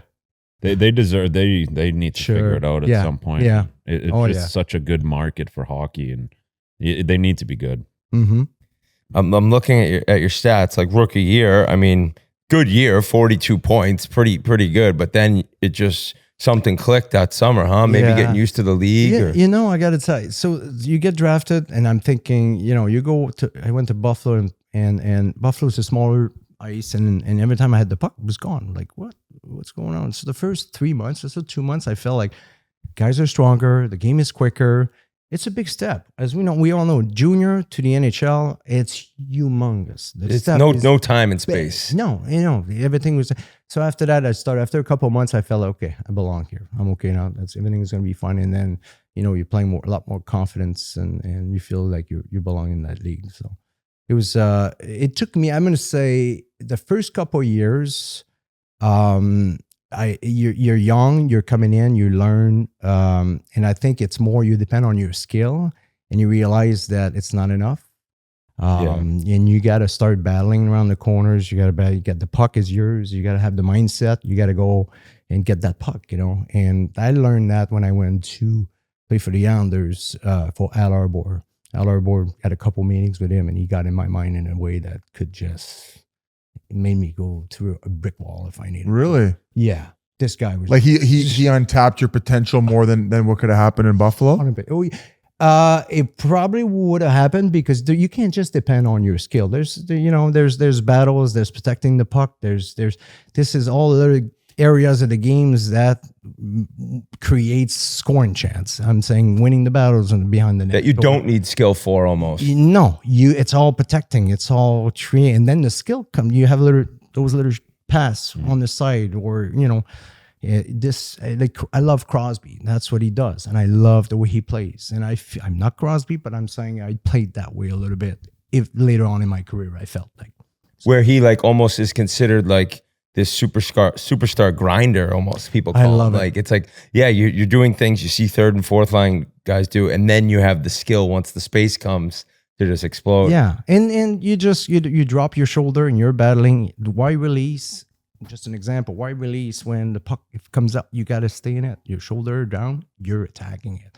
Yeah. It's a mindset after that. I think that if Twitter was around in 1992 or 91 and LaFontaine's traded for Turgeon, it might have exploded. Like, did you know it was coming? Like, what an amazing big deal that was at the time in the NHL. Yeah. I'm good friend with Patty today. Good guy. But you know, I mean, I didn't expect it. You know, then everyone was staying at the same team for a lot of years. Yeah. You know? And when Gretzky Wayne got traded, they're like, if Wayne could get traded, everyone could get traded. There's, you know, so the league thought that. Other guys around the league were like, oh, if Gretzky's traded now. Yeah, anyone could have us. And then it did happen, you know. So, but it was a great trade. It worked out well. We had Yuri Krupp, Dave McElwain, Benoit Hogue, and then they had Randy Wood and Patty going to Buffalo. So we had, you know, it changed the team for the Islanders. It turned out very well for Buffalo. And then on the same day, we had Adam Creighton and Steve Thomas that came from Chicago. Yeah. So we had six guys coming in. One trade, two trade. I mean, same day. And that was all Al Arbor. Yeah. He kind of saw something. Well, Arbor and it was manager, Bill Torrey. Oh, yeah, he was the bow tie, right? Yeah. What a legend! Such a good guy. You said Milbury. No, I had Bill Torrey I had here. He was a really smart man. Oh yeah, knew the game. Oh, God rest his soul. Good man. Yeah. I was going to ask you, like, outside of your brother, who do you think the most influential people on your like your skill and your career in that regard, like just like helping you with on ice stuff? Was there like maybe a skill coach back home or anyone in particular that really helped you kind of achieve that next level? I think Al Arbor was the guy. But when there's guy, like when I played with Dale Anderchuk, you know, it was amazing how good he was to protect the puck. You know, he didn't have much room to put the puck in the net. You know, so he wasn't a great skater, but all of a sudden he's got 600-700 goals. Like, it's crazy. You know what I mean? And it's amazing. But what a hockey player. He could pass the puck like crazy. But it was all about protecting. He had his big butt out, and he was just in front of the net, right? Unbelievable. And you didn't need much. You just gave him that puck somewhere around his blade. He found it like he was in the net. So he was one of the guys I look up to at a young age. And then I played with Brett, and I played with, many guys that I played with. It was incredible. So, but I'm going to say Al Arbor was one day he calls me. This is where it happened for me with Al. He calls me in his office and he goes, how many games? He goes, how many games in a year? 82. He goes, okay. How many games at home? Well, where are you going with this? 41. And then how many period? Okay. So how many shift do you have in one period? I go, 6, 7. That's up to you. Yeah, exactly. 6, 7. He goes, how many minutes how many minutes how many seconds your shift? It's a 45 second. He goes, I want you to find those 45 seconds, and every second you stay in the now, and you battle as hard as you can to get that puck. And that's all that matters. Nothing matters. When you come back on that bench, it's done. It's gone. It's your next 45 seconds.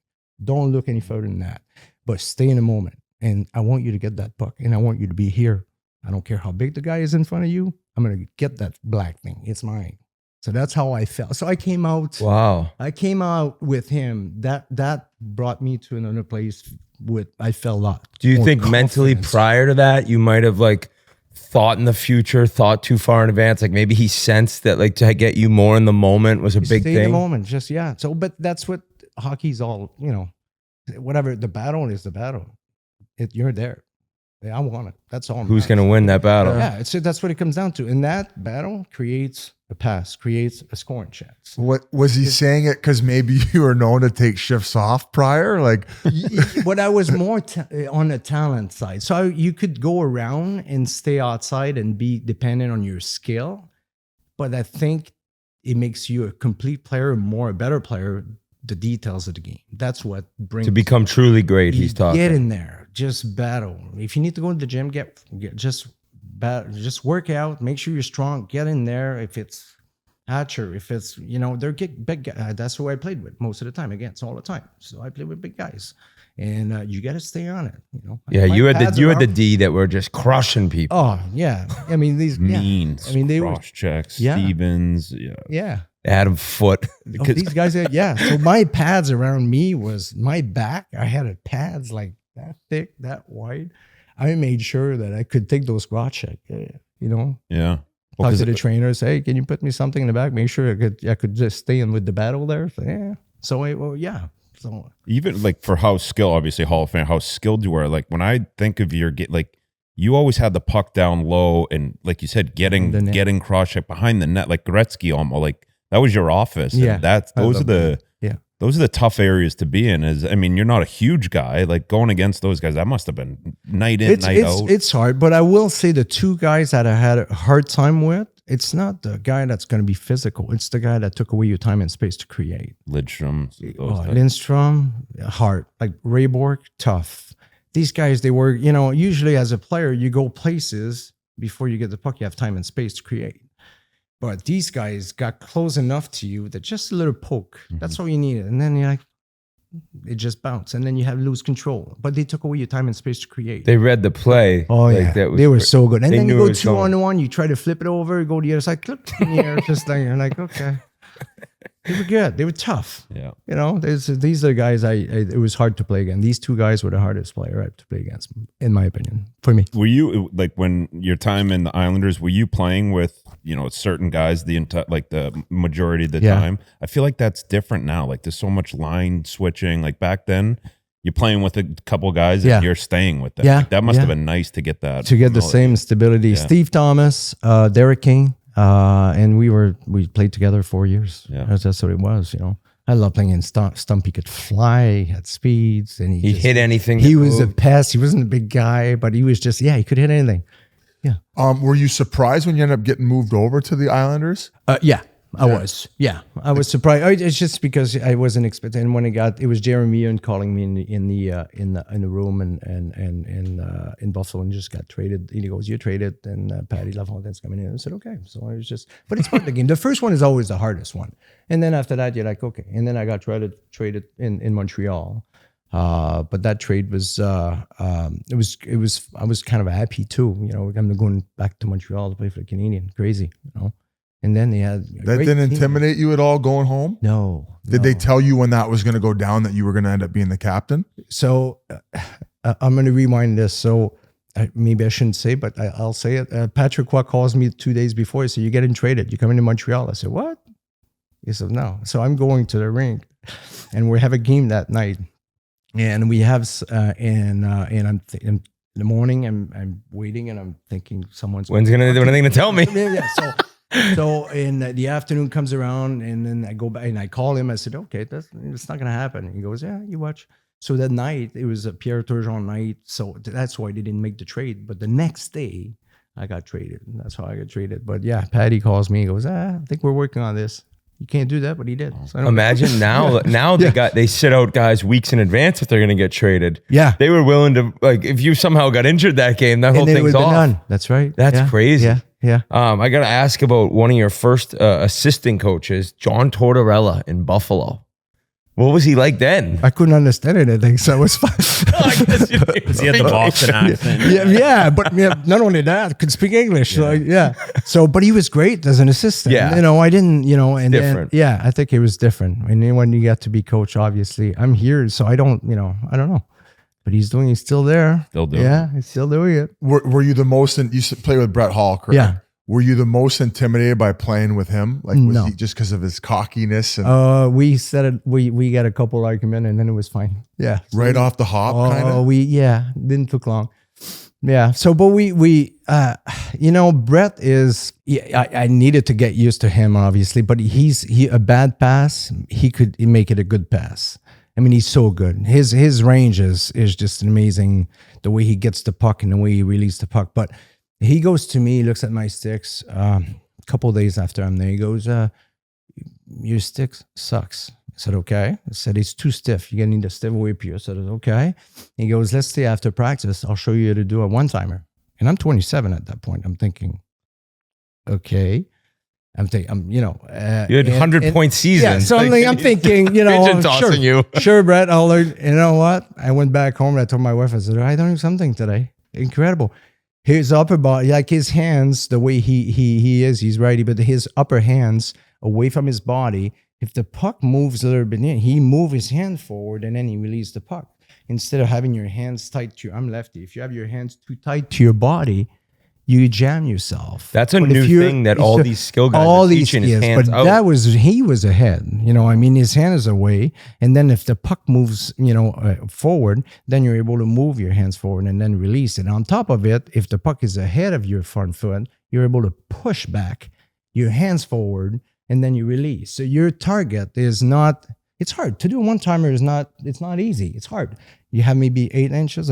Well, with that, he was able just to release at any places around his feet. He was able to get it. It was incredible the way he did. So I learned something. I'm like, okay, that's pretty cool. When I was 27 years old. Like legit that day you changed the flex. I've worked on it. After that, after practice, I used to work on it all the time. Away from my body, just release it, And then I started changing my stick to at one point. It was too stiff. Was it? Holly. He was right. Yeah. He was right. I just didn't know any better, Nowadays, everyone uses a whippy stick. In fact, even when we started, everyone was 100, 110. If you had under 100, you were guys looked at you like you were That's right. a little kid. Well, I think didn't Brett Hall have like a 60 flex? It was crazy. He had a one for the power play too. Yeah. He had a 70 or 75, I think. It was something like this. That was crazy. a wet noodle back then. He's the best one-timer ever I played with. Crazy. Was it the first time you'd maybe ever seen a guy interact the way that he did with head coaches? Because I feel like nobody could give him shit, and even when Keenan did, there was I saw that. So when I get to St. Louis, I mean Keenan trades for me. I'm thinking, why does he want me? Keenan, he wants me, and so I get there and I play freaking 25 minutes, 24 minutes, too many minutes. And so the second game or so, and then all of a sudden I see there's a TV break on the ice, and then Brett looks at, and the F word are going back and forth. I'm like, whoa, I never seen this before. Yeah. So who talks like this to coach back? You know, it's unbelievable. It's Al Arbor would have strangled not me. a chance. You wouldn't have been gone. You know, I'm thinking, whoa, this is a little different. And so, yeah, that started that way. And then I played with Brett. And then at one point, Brett, you know, I came back. I looked at him. I said, Brett, I don't need to play with you. I'm telling you, I don't need to play with you. And then he goes, okay. And after that, he changed it. Like we argued for a little bit, and then it was done. Kind of like Brett is Brett, though. Yeah, you know. Kind of like when you know him. I love Brett. I think I love playing with him. And he was bat checking. He was an incredible passer too. He could do it all. He was an incredible player. Incredible. I love playing with him. Love it. That's awesome. Back to Buffalo quick, just because you were there when Mogilny came over. Yeah. And like just so dynamic the way he played. Like, could you tell right away? And did you know the story of how he'd like been smuggled into the country basically? Yeah. Yeah. I mean, obviously it's almost same age, but we had SO Cup back in Quebec, and we played when we were like 15, 14 years old against each other. So I played with him. I knew him. I didn't know him, but I knew about him. Yeah. So when he got here, so we knew each other just without talking. But it was the way he defected and crazy. Unbelievable. And then I remember that about a year after or so, his mom was able to come down, and she came down. They kept the rest of the family home. And I remember hearing the story when she went to the grocery store, just bawling, just on her knee, just seeing so much food, and it was just It was extremely emotional. That's what he was talking about. Yeah. Yeah. And Alex lived not too far from here, I guess. Yeah. I think Get him so. on to skate. Yeah. Oh, I'm going to work on that. Yeah. And for him, like, obviously he knew no English. Like, there was no other Russians around. Like, were you one of those guys that kind of helped him out? Well, we couldn't speak. Both. Yeah. You both just looked at each other. We walked. So I was able to, we communicated a little bit, but I was gone like 2 years after too. Okay. So when Patty came in, and but he was fast. Like it was fun to play with. You just lift the puck behind and just let it race. He was incredible. As your career progressed, like what did you find the hardest thing, like keeping up and like obviously staying in the league as you got older? I mean, you ended up on some, like Dallas had a good team there where you guys had Madonna, Zubov, and they were kind of coming along. Like, what was the hardest thing about getting older while you were playing? It's the next day, the back-to-back game. Now you feel it. It's not, you're not as, when you get in the 30 something, then you feel it. In my last 2 years with Colorado, I felt it right away. I said, okay, I had injuries here and there, and I said, I'm done. But I could feel the difference getting in the 30s, and then all of a sudden it's not the same. You don't, when you have 82 games to play during the year, it's a lot of games, and I was starting to feel it for sure. It gives you more perspective, even like the older guys, when you guys were flying commercial, like the guys that, I mean, end of your career, you're flying private everywhere. Yeah. Imagine those older guys when you're at the back end of your career flying commercial, like you must have flying the next day. Yeah. The next day getting in, and then you're playing. Oh yeah. Crazy. In Dallas, you had Ken Hitchcock too, and he could ride his players. And I think of how old school some of these coaches are. Like, what was your time with like him? I was there for a year and a half, and then he was gone too. So he didn't stay long. And then we had Tippett that came in. Yeah. But the place where we had a good chance was St. Louis, and we had Pronger, Al McInnes, all these guys. I think you won the President's Trophy. Yeah, right? we did. Yeah, did Fusey get hurt? Fusey was the guy. Was that Kyprios who landed on him or something? Yeah, he was such a good guy. Yeah. Fusey was there. And we had Roman Torek the next year after. So and then those St. Louis teams were good. We had some great teams, everything. But like it was kind of like Dallas, Colorado, St. Louis, right? Like you'd lose to one of them. Yeah, it was actually Joe Sakic. It was a penalty shot, I think, and he scored the penalty shot against Roman Turek. Yeah, to finish the series. But it was the team worked hard. It was a hard. I mean, Colorado was a good team, and we had Patrick White to score on, and it was just And the other side, we had Eddie Belfour, in Dallas. Tough. It was tough. Yeah. Back to Long Island, Nassau Coliseum must have been nuts, because like obviously when we came into the league, it was a dump, and the team wasn't great. But I could only imagine when they had great teams, that place must have been wild. It was fun. Oh yeah. This is where we had Washington, and then we went to Washington, and the situation with Dale and third, and then we went to Pittsburgh, and we want to get to Pittsburgh. Game 7 OT, we won. David Volek scored from pass from Ray Ferraro, and we move on to the Montreal Canadiens. And then, this is where I was out for 2 weeks or so. And then I still came back at it one shoulder. But yeah, that was a run that we had there was incredible too. Yeah. So you got to take us through this infamous play where it's just brutal. You score the series winning goal. Yeah. Oh, yeah. And you turn into the corner, and I'll never forget seeing Howard Chuck's quote. I didn't know he scored. There was 15,000 people going crazy. Yeah. Just out of nowhere, boom, you're flying into the board. Yeah. So I had it. Yeah. This is where I had to separate. I knew right away. I got up. Oh. I felt like my shoulder was just not attached. I knew it right away. Had you had And then I battles got with to him be in in the this- series? No. No. It was just, I never had any situation before anything, And he calls me 3 days after. He said he didn't see that I scored when you said 20,000. But, I think it was more, it was just, 3 days after. It was 93. That was your guys' year. So yeah. But So I thought that was the second round. So they beat Pittsburgh after that without you. Yeah, that's right. Yeah. Oh. And I'm on the, so I asked Al Arbo to dress on game 7. And he said, "Are you okay to play?" I said, "No, but I just want to be on the bench. Some guys are not playing anyway." So it goes to overtime, the second overtime, and he comes to me and he pushed me. He goes, "Can you have a shift? Do you have a shift?" And I said, "Yeah."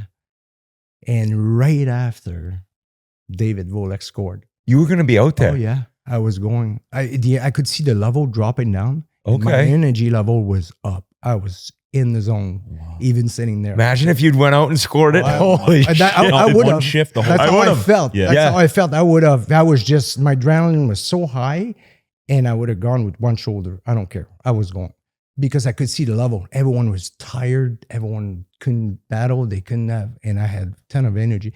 So I said yes. I don't know if he would have sent me, but I think he was going to. Wow. That would have been legendary. Do you think that it was it took so much out of you guys to get by Pittsburgh against Montreal? It was too good. Oh, wow, it was unbelievable. Yeah. Yeah. Open net. It was like, yes. Like, yeah.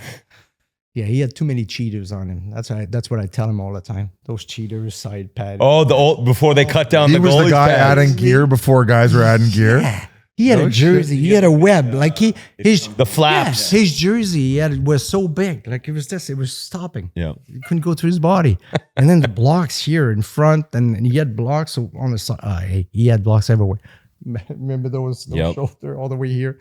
It was Him and Jiggy almost- had. Was he? Yeah, to your ears. Was he chirpy? Where like he'd make a save and he'd be like, "Oh, nice muffin, you pussy." Like, would he be like No, chirpy? he didn't say that. He just went like this. Like we Just saw. wink at you. No, but he didn't. But that's the highlight we see all the time. I think it was against LA, correct? Yeah. I think it was against LA. Yeah. So, but he was good. He obviously, when I got traded to go there, I'm thinking I have a chance to win. He's there. When you go in front, Patrick, you have a chance to win. He's unbelievable. He could. Were win you on the games. team when he got traded? Yeah. Oh, so you lost 10-1. Oh my God. And then he was left in for all goals. Yeah. And then came on the bench. Listen, we talk about this. I live beside him. We drove every day to the rink, and I told him, I said, I think I could write a book on this. And he goes, "You're not going to write a book on this." I said, yeah, but you know what? There's detail that it goes, and he forgot some of the details, but it was a big change. And I remember sitting in the locker room, the first meeting we had, Mario comes in, and then the argument right off the bat, Mario wanted to say I'm the boss, and that didn't work.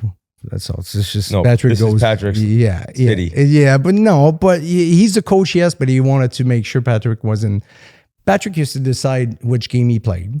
Let's say he played 70 games, 10 games. So he's the one that went to, and he didn't want that. So and it just turned out. That was the beginning of it. Yeah. Really? Oh yeah. And you're saying that that's the detail that kind of sparked the whole. Yeah. It didn't start well in the locker room. I think right off the bat. it was The like first meeting we had, it didn't In start camp? well. First, no, it was just not in camp. It was Demers got fired 6 games into the season, and then they came in. Mario Tremblay, Réjean Houle came in. Where had Tremblay been? It was doing he was at radio. home? He was doing radio in Montreal. Imagine that. I mean, I'm not saying like you go from radio to coach for the Montreal Canadiens, and then you're pigeon tossing Patrick Waugh. Like, So was he trying to? You know, it's tough. Was he trying to like insert his dominance? He there? was trying. I think they were roommate when they played. Oh, Yeah. It's even more. Yeah, this is why you could write a book. Yeah. They were roommate, and there's a lot. What, do you not give him the remote control or something? Yeah. He didn't flush the toilet. I don't know, but they were roommate. They were friends. Next thing you know, is he got to be, because Patrick has a lot of power. It's like, well, you also earn it. Yeah, well, you're right. If Gretz comes to the coach and say, you know what, we should have a day off today, You get it. you get your day off. You know, if Lemieux goes, you got to work with the guys. I think that's my opinion. But but Patrick was one of those guys. Yeah. Were you the captain at the time of that happening? No. Okay. Because Kane got traded. Okay. Yeah. They were traded together, and then I got to be captain after. So were you aware of what was happening on the bench when it was happening, or like did you find out? Or It was just quick, right? He walked down. Yeah, but it started. I knew right away. I mean, I heard it every day, so I just knew what was happening. Like, Yeah, you'd heard all of this in the car. It was happening. It was happening. No, it was happening. Like I knew it. It's happening. It's a matter of time, and when, don't know, but it's gonna happen. What was it like with the no glass and having it was the ownership, right? That would sit. Yeah. Would they like? Would It you was hear Mr. them at all? Corey. It was the president. Mr. Corey was sitting right beside. It's kind of sick looking now. Yeah. Weird as fuck. It's crazy. Our owner in junior did the same thing. One piece of glass out, and he sat right there. Obviously different than the So That's what I'm gonna do in he Greensboro. walked- Yeah. Yeah. And Hey, we bought a team. I'm gonna be like fucking Jerry Jones. minus the billions. Hanging out. I'm gonna have earpieces in their headset on the power play. I'll be telling them what to do. Yeah, that'll like go these good. fathers nowadays with their It kids. was crazy. The game though, they left him in for all 10. Like I don't know, all 10. Was it all the? I think it was 10-1. I thought. And It was 10-1, but I think he left before 7, that. I think. Oh, 7. okay. And then he walked in front and then got up and said, "This is my last game. I'm going to play for the Montreal Canadiens." Oh, Remember he made a save and they were cheering him and he was yeah. waving. The Bronx cheered him. Yeah. Yes. Yeah. Yes. Yeah. Do you remember what it was like in the locker room after the game? It was quiet. And then I called him after, said, "You okay?" I said, "What'd you say?" So he mentioned that he said, "The last game I'm playing here. That's it." So He said, "All right, we'll like, see you. oh. See you in warm-ups whenever we play you guys." yeah. hey, then he gets traded. You're captain. You're like, I gotta talk to the media about this. Yeah, the media took it right off the next day and they just went on. But you know what? It took a while before he got traded, before they made the trade and stuff.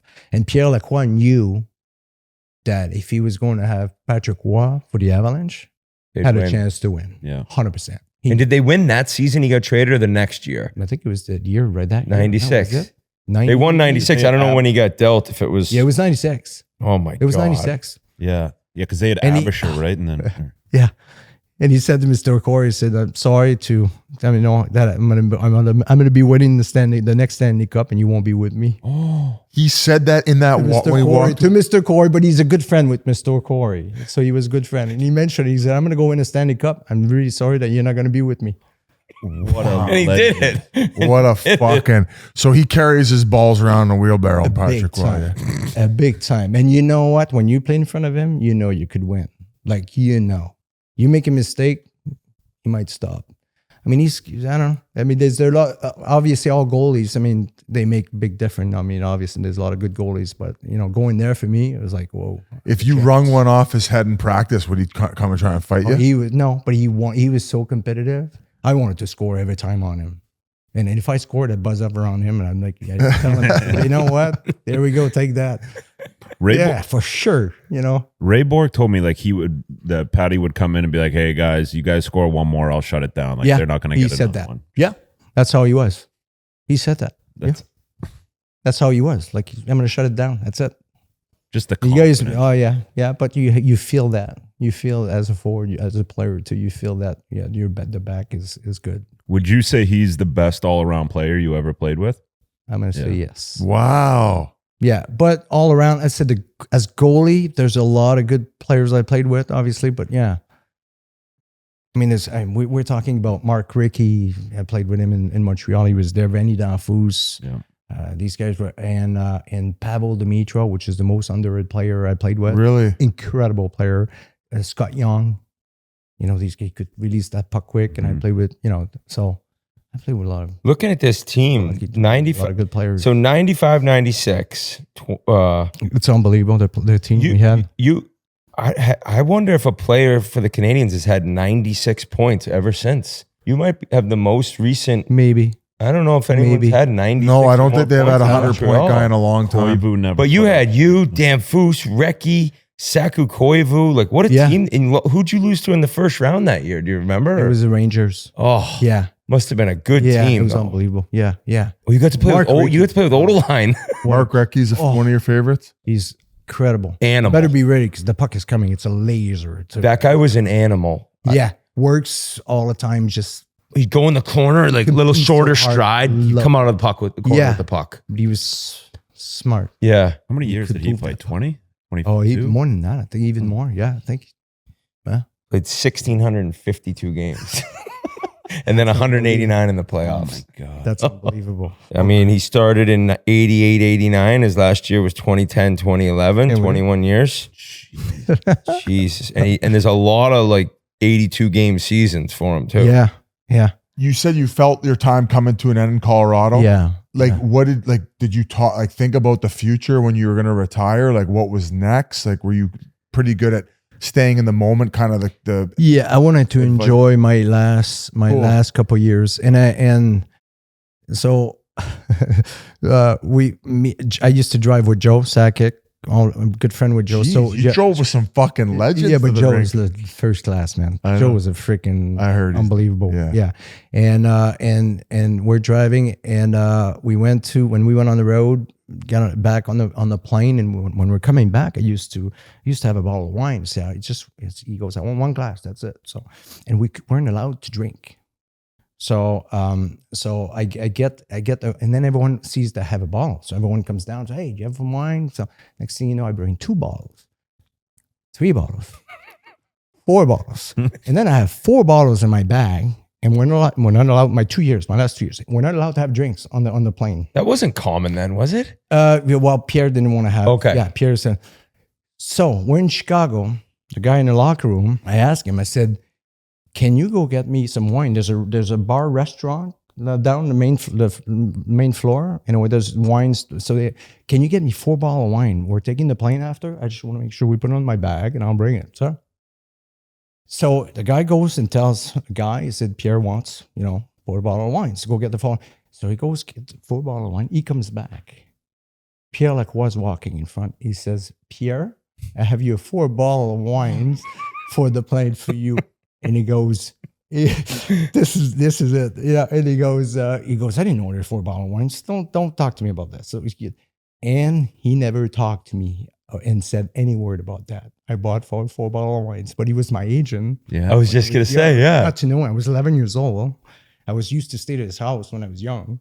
So yeah, so I have 4 bottles of wines and I bring it, never said anything. And we used to catch up before he passed away. We were in Vail. And we got back together, and when I mentioned that story, he goes, I knew, I knew exactly, so I just didn't say anything. But damn, there was only one other Pierre that it could have been. Yeah. Because he was Ray's agent. Was he Patty's agent too? Yeah. So he had all you guys, and then he became GM. Yeah, Denis Savard. Yeah, a lot of guys. Yeah. Did you know he wanted to do that? So yeah, no, not at the beginning, but then it changed. So at one point you could tell he wanted to have a different challenge, and he wanted to be a manager. And so he went to Quebec City, and then after Quebec City, he moved the team. They moved the team to Colorado, but you could tell he wanted to have a different challenge. But he had a huge influence in my career for sure, as far as thinking future and thinking ahead. And we used to have, this is inside a little bit, but we used to have a meeting every year. They used to call the electric chair. So we used to sit down after a year. You made 100,000, paid 40,000. You have 30 at the bank. 30. Where did you spend your 30,000? So we used to have to explain our money. That's smart. Oh, no kidding. Wow. So and then we wrote it down. We didn't have no software. So we wrote it down, and we're missing 5,000. He goes, where's the 5,000? I said, I don't know. So the next year I'm thinking, freaking, I'll be ready next year. I'll make sure I'm not going to miss anything. So I wrote everything down. So as far as when you say miss 5,000, we didn't know where it went. You know what I mean? We didn't know what the spending was. So, and then it made you connect it with your money. It made you connect it to where it was going. And then we had an investor beside us that they were thinking that's compounding. Look at 50s. You're thinking 2050s. Am I going to be there? You don't even know. You know, you're not thinking. You don't even think. I know. But looking back today, it's crazy. You know what I mean? It's a skill. It's something that they showed us what to do, and at a young age. Right. And we were making $100,000 then. It was not a lot of money, but it was still a lot of money. But you're thinking, if I could pay a house and be fine, and then I'll go work. That was my mindset. And then 90s, the second contract changed, and then that's what Dave Tippett used to always tell me. It's not what you make, it's what you save. 100%. And like a lot of guys were just not educated like that back then, and you didn't have the resources to the internet where you could even learn through that type of stuff. And so, I mean, sometimes you'd run into scammers and everything. So, did you have anything away from the game, hobby wise, like even while you were playing, or then after you retired? Like, what did you get into, like outside of hockey? After hockey? Yeah. Or even during, did you have hobbies? The hobbies was the cottage, spending time with the kids, you know, the toys. That's what we did. And the memories we had there were incredible. That's it. Where was your cottage? In the Warren-Arenda. Oh, where were you from? We go back. We drove back. It was great cool. town in the summer though, like on the lake. Yeah, we had some summers were nice, some summer weren't as nice. Yeah, but we still made it. The kids didn't care. They wanted to be on the water. They had wetsuit. They had buddy glove, wetsuit, all that stuff we used to have, and we just went. And they used to jet ski. They used to do all that stuff. But the memories, we didn't have internet. We didn't have TV. We didn't have, and we just lived. Loved it. You just and lived. The best. You talk to our kids today. They've been to a lot of places. Yeah. It's the best memories they have. Middle of nowhere. Yeah, it's a beautiful thing. And then when you retired, like what caught your interest first? Like what did you end up doing like with your time? I just wanted to be around the kids and coach the kids. That's what I did. I was involved in coaching. Yeah, your son was picked by Detroit? Yeah. He was picked by Detroit. He played 8 games, in the NHL. He was trying to make it. He made the NHL. Hey, he blocked shot. That's something I didn't do in my career. So. Where did you learn that? Not for me. Not you. You just went over and saw him in Germany. So I went to Germany. Yeah. A lot of his play, huh? Yeah, it was fun. Yeah, it's funny because did I told you that? Yeah. So I go, he's got 2 or 3 games Christmas time, and we're going 16 up to the 29. And first 2 chef, and the guy drops him, fight him, he hits him, cuts him here, and he's out for the rest of. So I saw 2 chef. I saw 2 chef. I'm like, are you kidding me? And then the other guy went left, he broke his hand, and it's just, he was a lefty too, but he dropped him. My son you could see pictures, my son still had his glove on. And the guy dropped in and started, but anyway. You saw 2 chefs on a trip to Germany. So we went to the Christmas market, which is in Germany. It's unbelievable to see, by the way. Unreal. That's what Merle's raves about. Our buddy played there. He says and like every city has one. He says they're unreal. Yeah. Like all the Christmas stuff, drinks, like you go little outside, market. It's freezing outside. Guys are all dressed well. They're all drinking outside, eating. And it's freezing.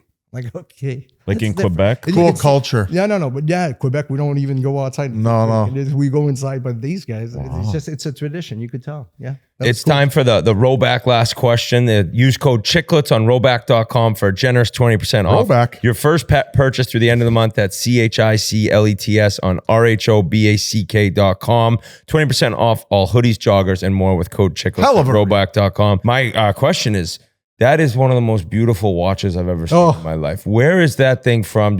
You wouldn't have bought that if you still had the electric chair meetings with Lacroix. It took a while before I bought those. What is that? You know what? It's a Breitling. Oh, it's a Breitling. We used to have those 40% off with the NHL. Biz the PA deals. Biz used to buy them and sell them for 40% more. That's funny. Out of the trunk of my car. The place in Toronto. What did your team? Where were you for 1,000 games? And did they get you anything special? Like Keith, you guys were telling me that you got Jovo around at Augusta or something. Yeah, I think it was Jovo. Yeah, we got him a putter that said Augusta on it whenever he was going to get going. Do you remember your gift or anything? Yeah, it was a Rolex because I love watch. Nice. So it was a Rolex in St. Louis. They bought me a Rolex in St. Louis. Classy. Yeah. Did you love playing? It says 1,000 game in the back too. Oh, it does? It's pretty cool. Oh, that's awesome. So many guys love St. Louis that they stayed there. Did you sense that? Did you feel? Oh yeah, for sure. It's a good city. It's a good city, good sport town. The people there were great. The fans are awesome, and the teammate we had, it was incredible. It was fun. Yeah. It was fun. So yeah, you could see that there's a lot of people after hockey they live there because it's a great place to live. Raise a family. You have kids. If you have kids involved in hockey, they have a great program too and stuff. So it's a good place. Great place. Nice. Well, Pierre, Hall of Famer, man, you just seem so grateful for your time in hockey and what you were able to accomplish, and we can't be more grateful for your time here and the stories. And fuck, those Patty Wash stories are awesome. I think people. There's more, but it's in the bag. It's in the vault. Yeah. But thank you for having me. Appreciate it, guys. And congratulations on what you guys do because Thank it's you so much fun to watch you guys doing what you do, and looking forward to see more show for sure. I love it. Thank you. Thank you so much. Thank you. Guys, this is an ad by BetterHelp. These days, it feels like there's advice for everything. Cold plunges, gratitude journals, screen detoxes. But how do you know what actually works for you? With the internet and information overload about mental health and wellness, it can be a struggle to know what's true and what actions to take these days. Using trusted resources and talking to live therapists can get you personalized recommendations and help you break through the noise. I've talked before about me talking to a therapist and how much it can help, how much it makes a difference to get things off your mind, to talk to a professional who knows exactly how to help you in many, many, many cases. So if you have something that you need to get off your chest, if you don't want to go to a friend with it, BetterHelp is the perfect spot. I'm telling you right now, you will not be disappointed. With over 30,000 therapists, BetterHelp is the world's largest online therapy platform, having served over 5 million people globally. And it works with an App Store rating of 4.9 out of 5 based on over 1.7 million client reviews. If you have 1.7 million client reviews and you got a 4.9 out of 5, you're crushing it. That's what BetterHelp does. As the largest online therapy provider in the world, BetterHelp can provide access to mental health professionals with a diverse variety of expertise. Talk it out with BetterHelp. Our listeners get 10% off their first month at betterhelp.com/chiclets. That's BetterHelp, HELP.com/chiclets. Thank you guys for coming and tuning into this week's episode. And I really hope you enjoyed Pierre Turgeon. Amazing guy, amazing player, and gratitude was the word we all talked about in terms of his career and how he thinks about his life in hockey. So we'll be back next week. I don't know how much we can talk about the Internet Invitational next week. Hopefully we can mention some things, but we'll be back to catch up. I hope everyone has a wonderful week, enjoys the middle of August as September and Labor Day rolls around. So love you all. Have a great week.